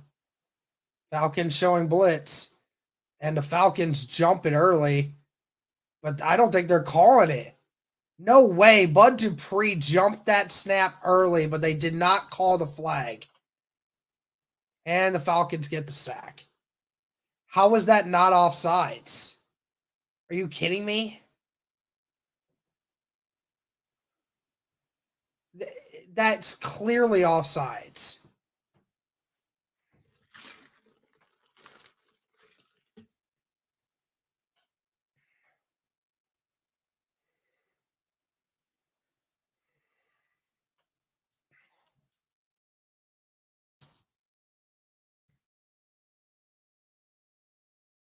Minshew going deep. And there's the flag. That's 100% a flag. What? What? He tripped him. Wait, what? Montgomery was going deep, and the corner tripped him, and they didn't call a flag. Are you kidding me?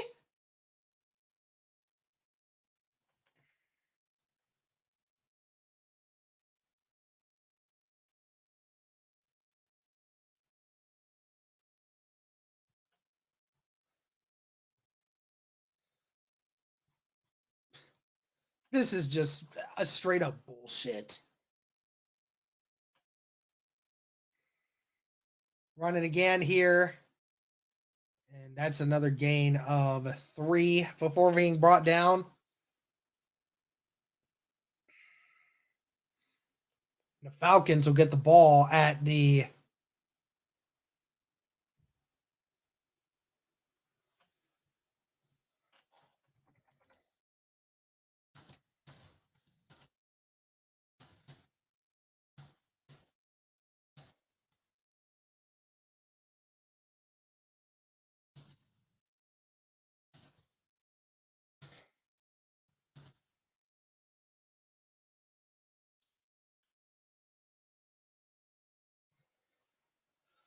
another run here. And that's a first down, brought down to the 5.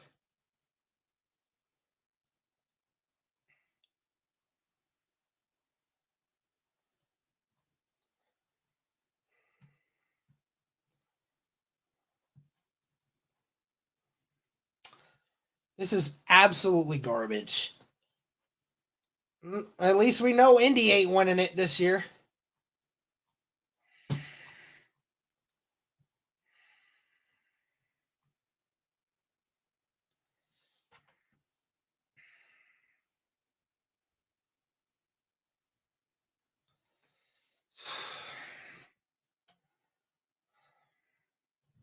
God, this team is terrible.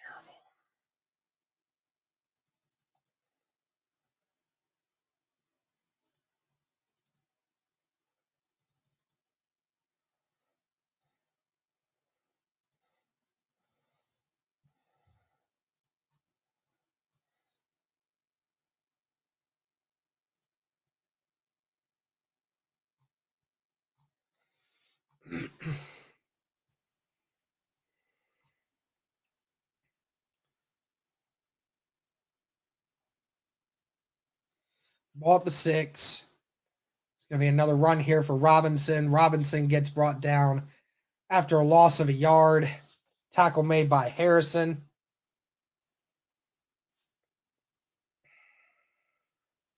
Three minutes and 40 seconds left in the fourth quarter, sorry.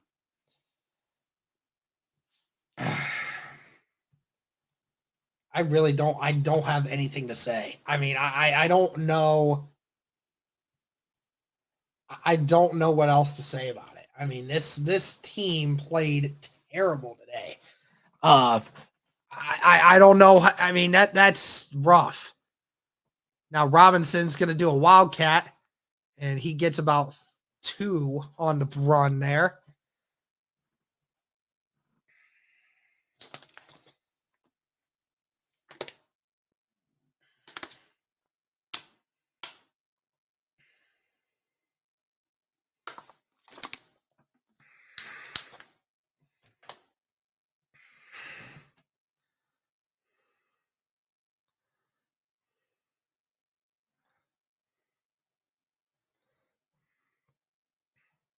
Third down and goal at the 3-yard line. I formation here.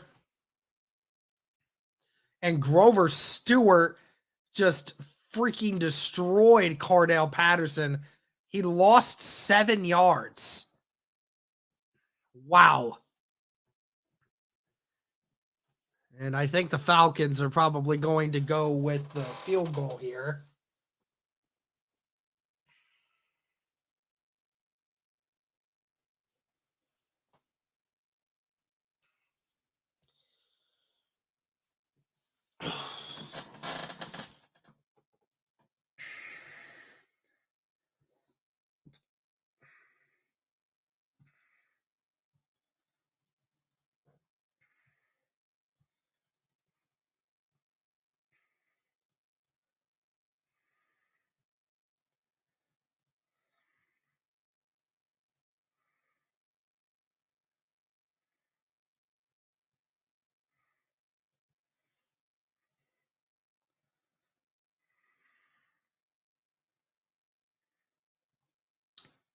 Only way the Colts get in is if we win the next 2.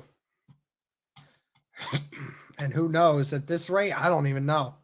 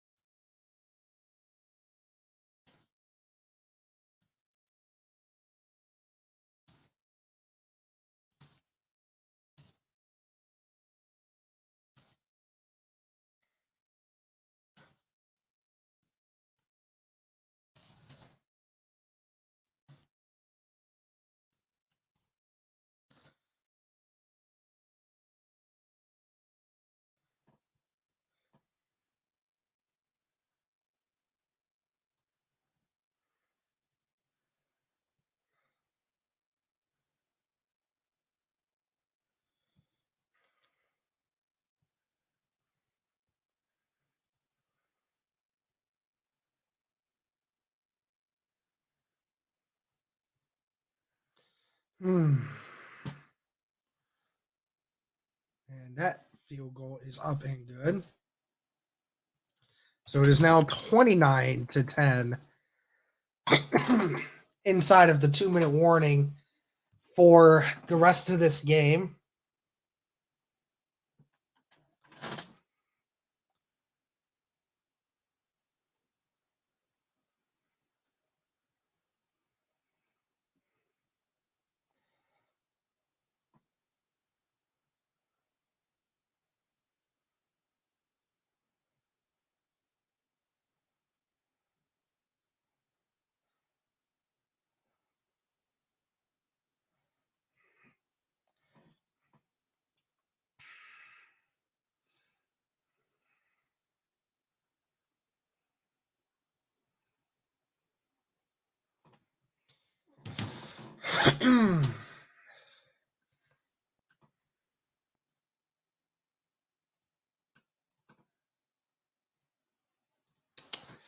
Well, let me take a look at this stuff here, huh?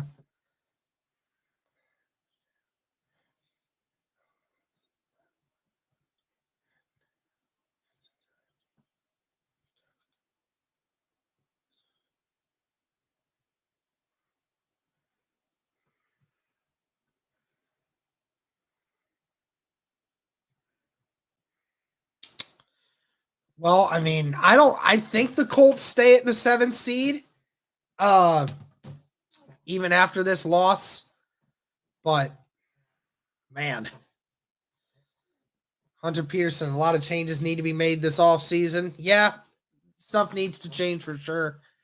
Paul Wilson with the $10 super chat. My guy. Merry Christmas, Derek. Appreciate all the streams and content this year. Appreciate you, Paul Wilson. Appreciate it, man. Minshew back to throw it. Goodson catches it. Has a lot of room in front of him. Gets brought down to the 40. Yeah, some stuff definitely needs to change. Some coordinator hires might be of necessary use. As far as everything else, I don't know, man. We gotta fill some holes for sure.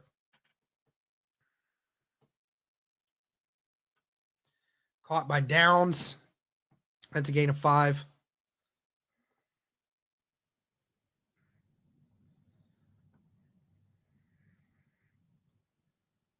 This team is still a million win times better than 4 wins last year.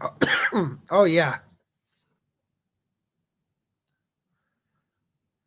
Minshew throws it. Caught to Mallory. Brought down at the 47 of Atlanta.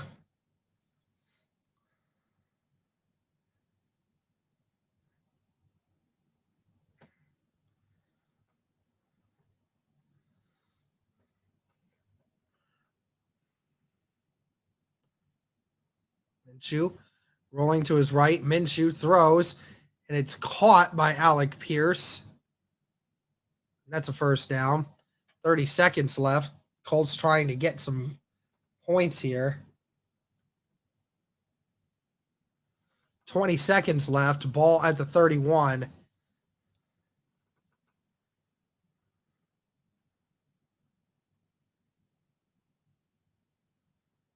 He gets rid of it. 10 seconds left. Incomplete pass.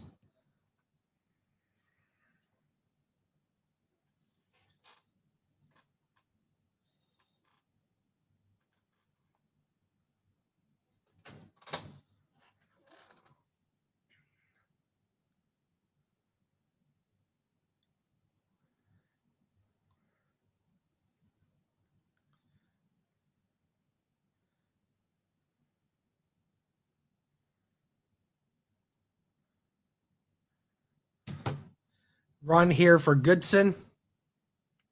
He's brought down to the 16, and that will end it.